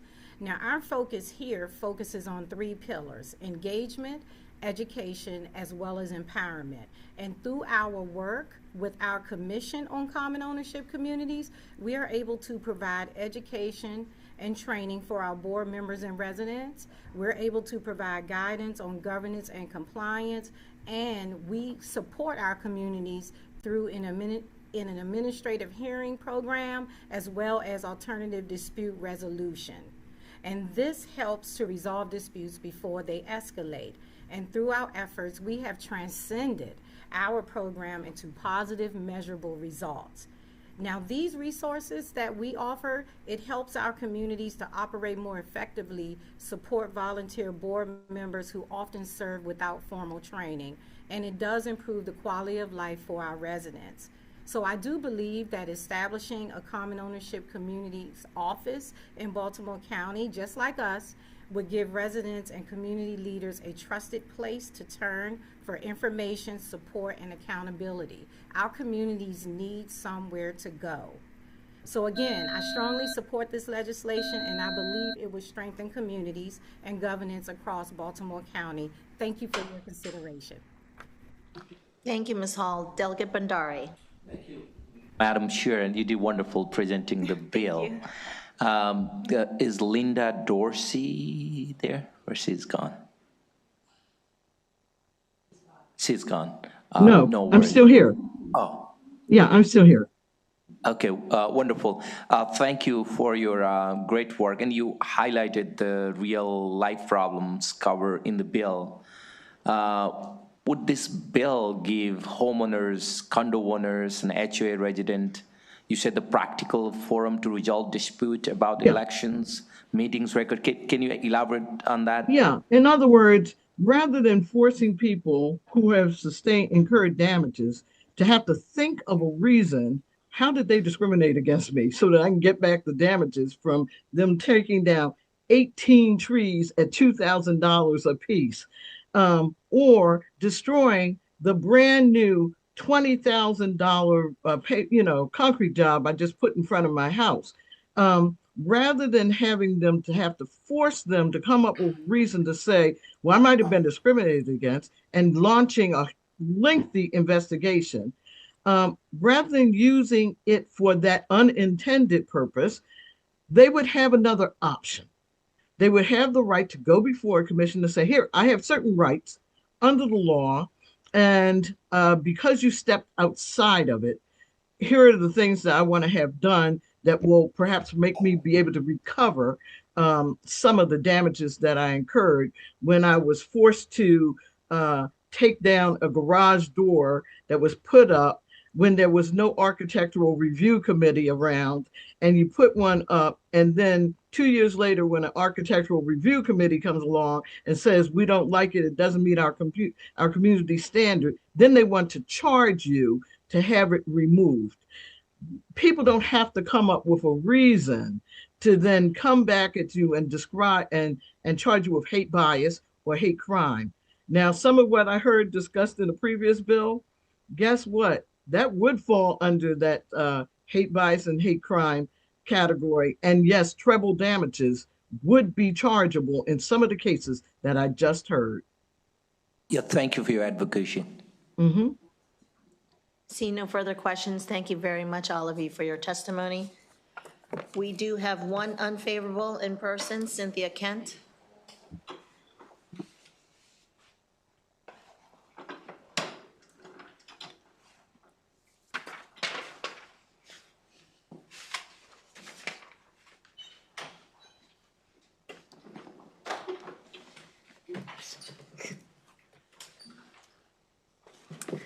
Good afternoon again, Madam Chair, Madam Vice Chair, committee members. I hope the committee is starting to see a trend in Maryland Legislative Action Committee's testimony on these community association bills. There are 2 times when we are opposing these bills. One is when they are redundant with existing statutes or other methods, and we are opposing them when they are regulatory in nature, and those administrative costs will not only cost the state of Maryland, but will cost the homeowners who are in these associations. I remind you, there's 1.1 million Marylanders who live in community associations. There was a reference to the 2006 task force, and much to Delegate Holmes' credit, of about 18 things that were in that task force, about 12 of them have been passed. Ombudsman has not been passed, Bill of Rights has not been passed, and CCOCs for most of the communities, or most of the counties, 23 counties and Baltimore City, there's only 3 that have CCOCs. I am a practicing attorney. I'm recently semi-retired or retired-ish, my clients call me. I was in Rockville, Maryland when I graduated from law school, and I left Montgomery County because it had 3 different levels of community association law: the governing documents, case law, the CCOC, and the state statutes. CCOCs have a laudable goal. They are information, mediation, quasi-judicial enforcement. Baltimore County itself, in my 40 years I've been practicing, has had 2 mediation services through Baltimore County, both disbanded because of costs. Again, I urge you to look at this. This is costs that are going to go on to 1.1 million Marylanders, and I appreciate very much your time, and I'm here for questions. Seeing no questions, Ms. Kent, thank you very much for your testimony this afternoon. Seeing no further witnesses, that concludes the bill hearing on House Bill 1529. We'll now move on to our final bill of the day, House Bill 1497. Charles County delegation.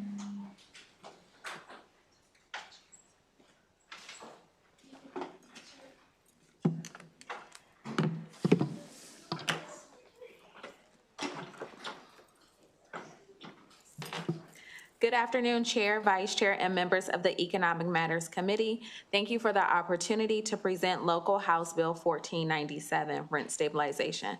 My name is Ariel Moore. I am here on behalf of Delegate Deborah Davis and the Charles County delegation to respectfully request a favorable report on House Bill 1497. House Bill 1497 is intended to provide Charles County local jurisdiction with the ability to protect senior residents from excessive rent increases, while still allowing flexibility for local decision-making.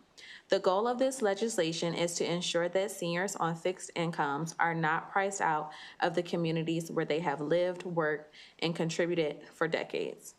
Since the introduction of this bill, our office has had productive conversations with stakeholders in Charles County, including the Charles County Commissioners and local business owners. In your files, you will find a letter of support from the Charles County Commissioners and Charles County delegation.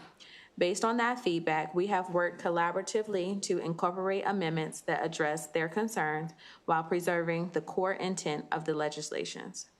The amendments adopted are as follows. Page 1, line 3, strikes requiring and substituted with authorizing. This change clarifies that the bill is enabling legislation, allowing local jurisdiction the discretion to implement rent stabilization measures rather than mandating them statewide. Page 2, line 8, strikes occupied and substitute with leased.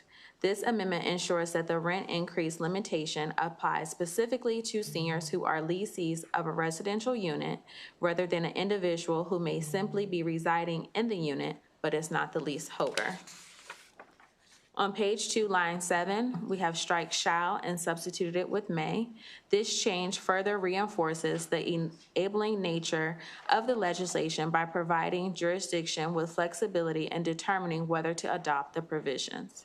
Page 2, line 9, after index, we have inserted plus 3%. This allows for reasonable rent increases tied to inflation while still providing meaningful protections for seniors. These amendments reflect a good faith effort to address concerns raised by local leaders and members of the business community while maintaining the bill's central purpose, protecting the seniors from sudden and unfavorable rent increases. By making this legislation enabling and clarifying that it applies to the senior leaseholders, we believe this bill now strikes a more balanced approach between tenant protections and property owner considerations. For these reasons, I respectfully ask the committee for a favorable report on House Bill 1497. Thanks. Seeing no questions, thank you very much for your testimony on behalf of Delegate Davis. We have several favorable with amendment. We have Aaron Greenfield. And then virtually, we have Reuben Collins and Diane Smith following Mr. Greenfield. Thank you, Madam Chair, members of the committee. Aaron Greenfield here on behalf of Leading Age Maryland, favorable with amendments on House Bill 1497. I'm joined virtually by Diane Smith, who is a subject matter expert on federally subsidized housing, which is really what I'm seeking an amendment on. At a time the state is facing a dearth of 96,000 housing units, experience shows that rent control policies can unintentionally discourage housing development. I caution the committee from passing any form of rent control. So let me be clear about that. I think it's a bad policy, and it's showing that in Montgomery County in 2024 when they enacted it. New housing permits dropped for multifamily by 96%. So at a time we're trying to build more housing, rent control has the opposite effect. But for Leading Age's purposes, we respect a very targeted amendment exempting federally subsidized housing from rent control in the bill.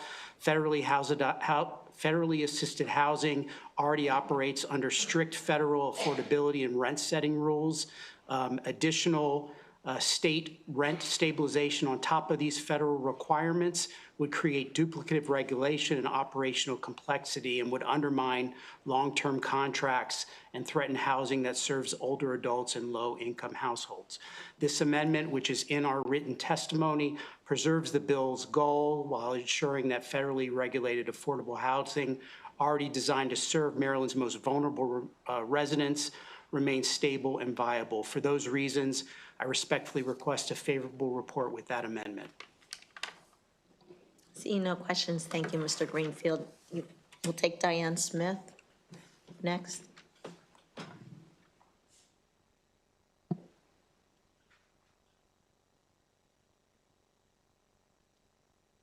Go ahead, Ms. Smith. You have 2 minutes. All right, thank you, Madam Chair and the members of the committee.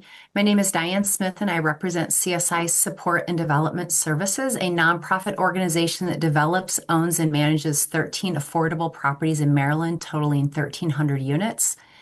CSI owns an affordable housing property in Charles County, which contains 96 units with a mix of 1- and 2-bedroom units. It was developed in 2006 using the Low-Income Housing Tax Credit Program. The property serves seniors age 55 and older with incomes ranging from 30 to 50 to below 60% of the HUD area median income. Annually, rents at federally subsidized properties like Waldorf are capped based on the federal definition of affordability and are already below market.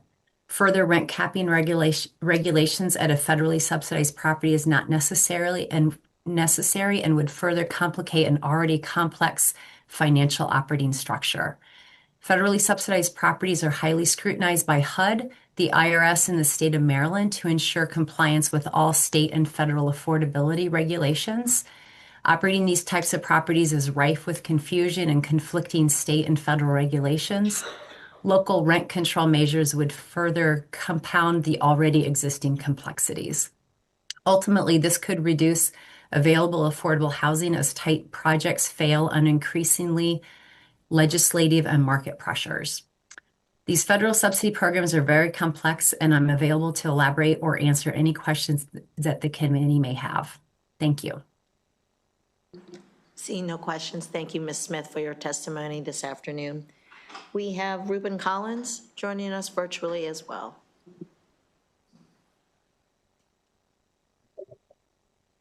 And good evening.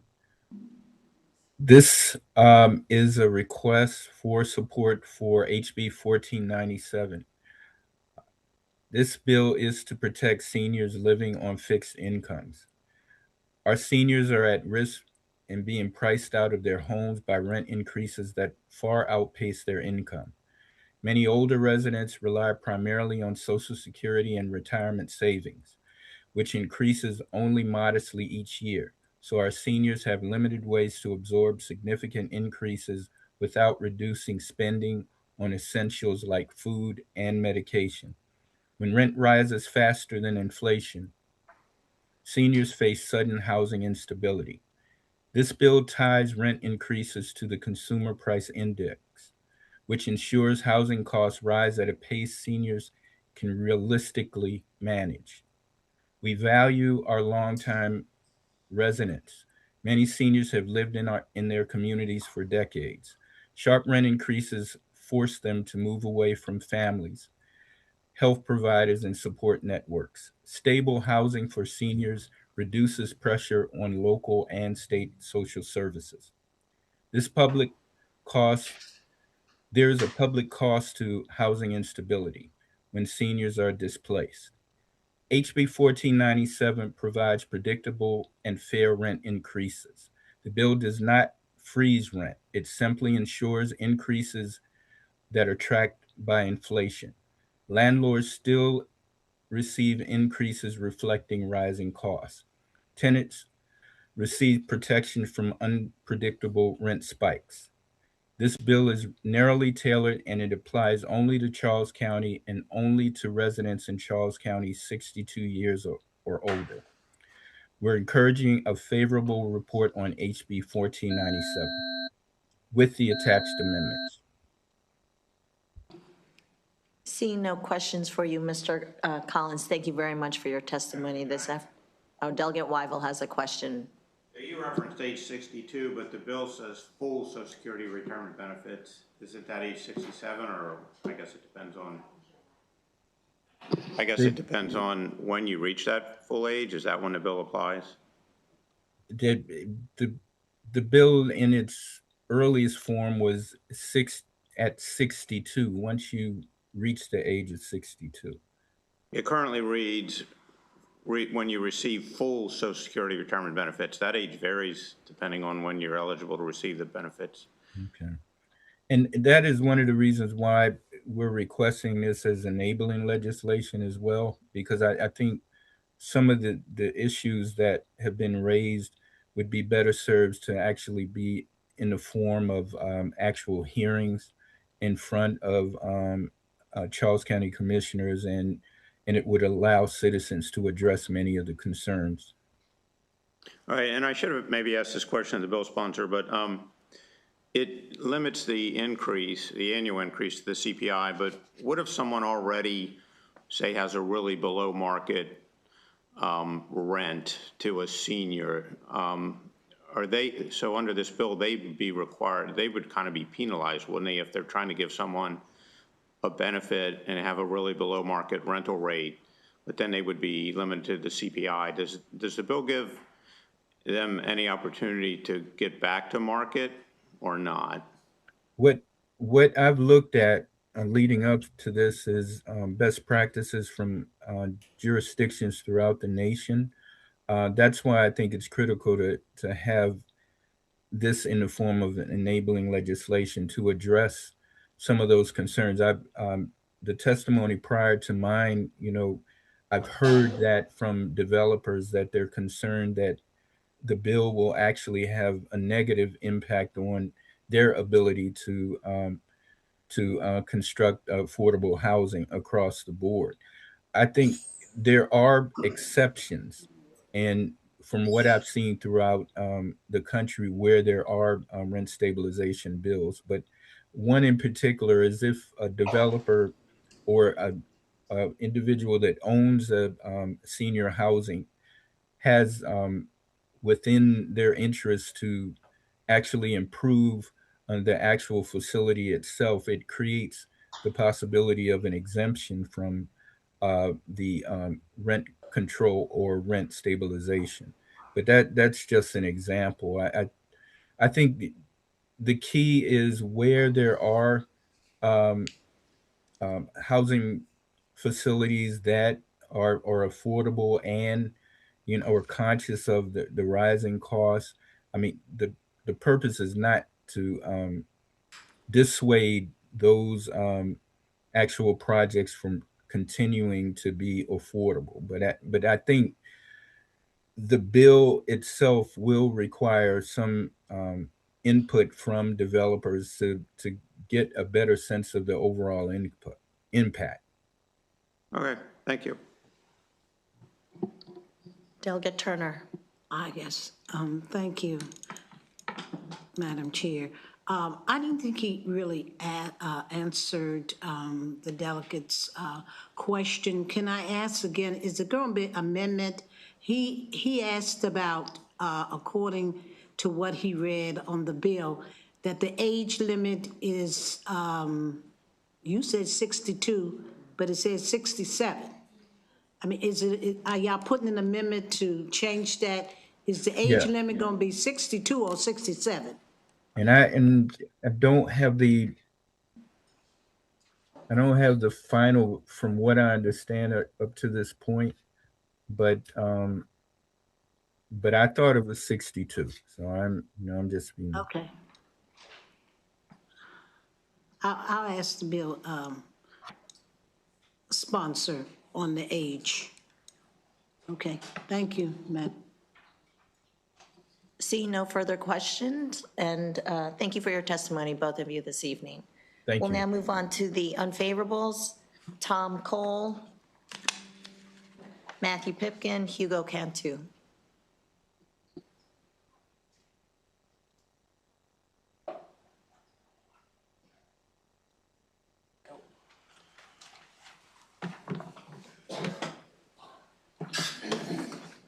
Good evening, members of the committee.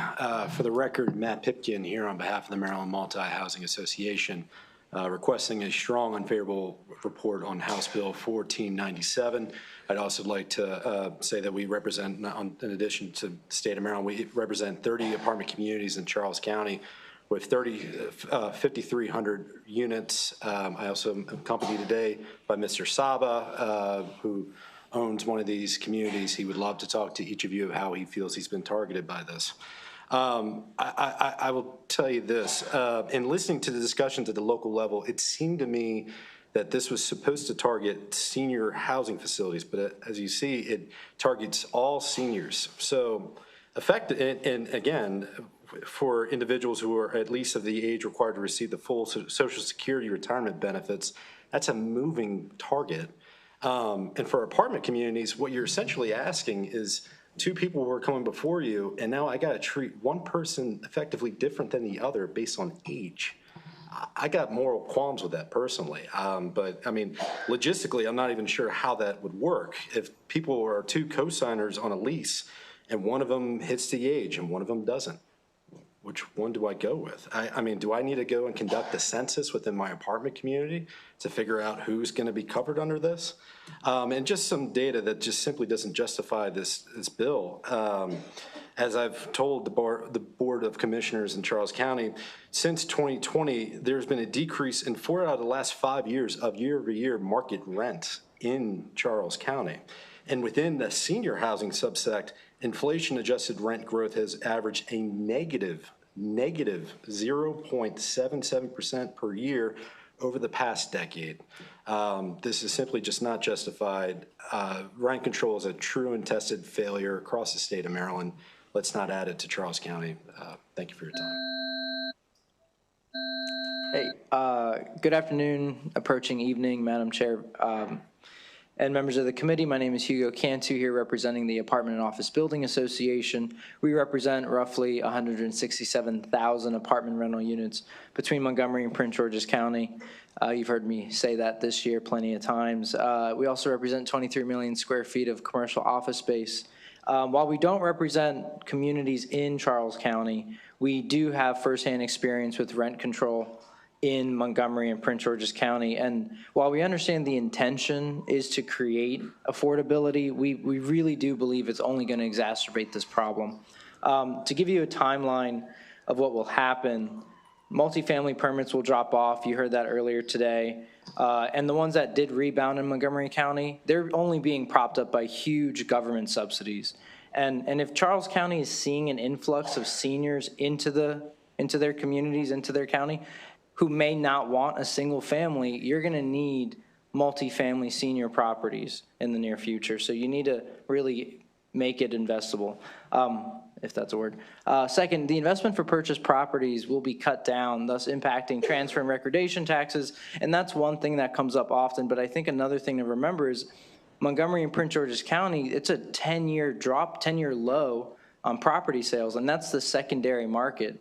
When someone builds and develops a property, they're only holding it for a couple years, and then the long-term investors come in, do the renovations, and you will be losing that if you enact rent control. And, and unlike a home loan where you have 30 years, these multifamilies are only like 10 years of a loan. So it's refinancing often. Anything that you do day to day, year to year is going to have a huge effect. We're really asking for you all to consider that. That's why we're asking for an unfavorable report. Thank you.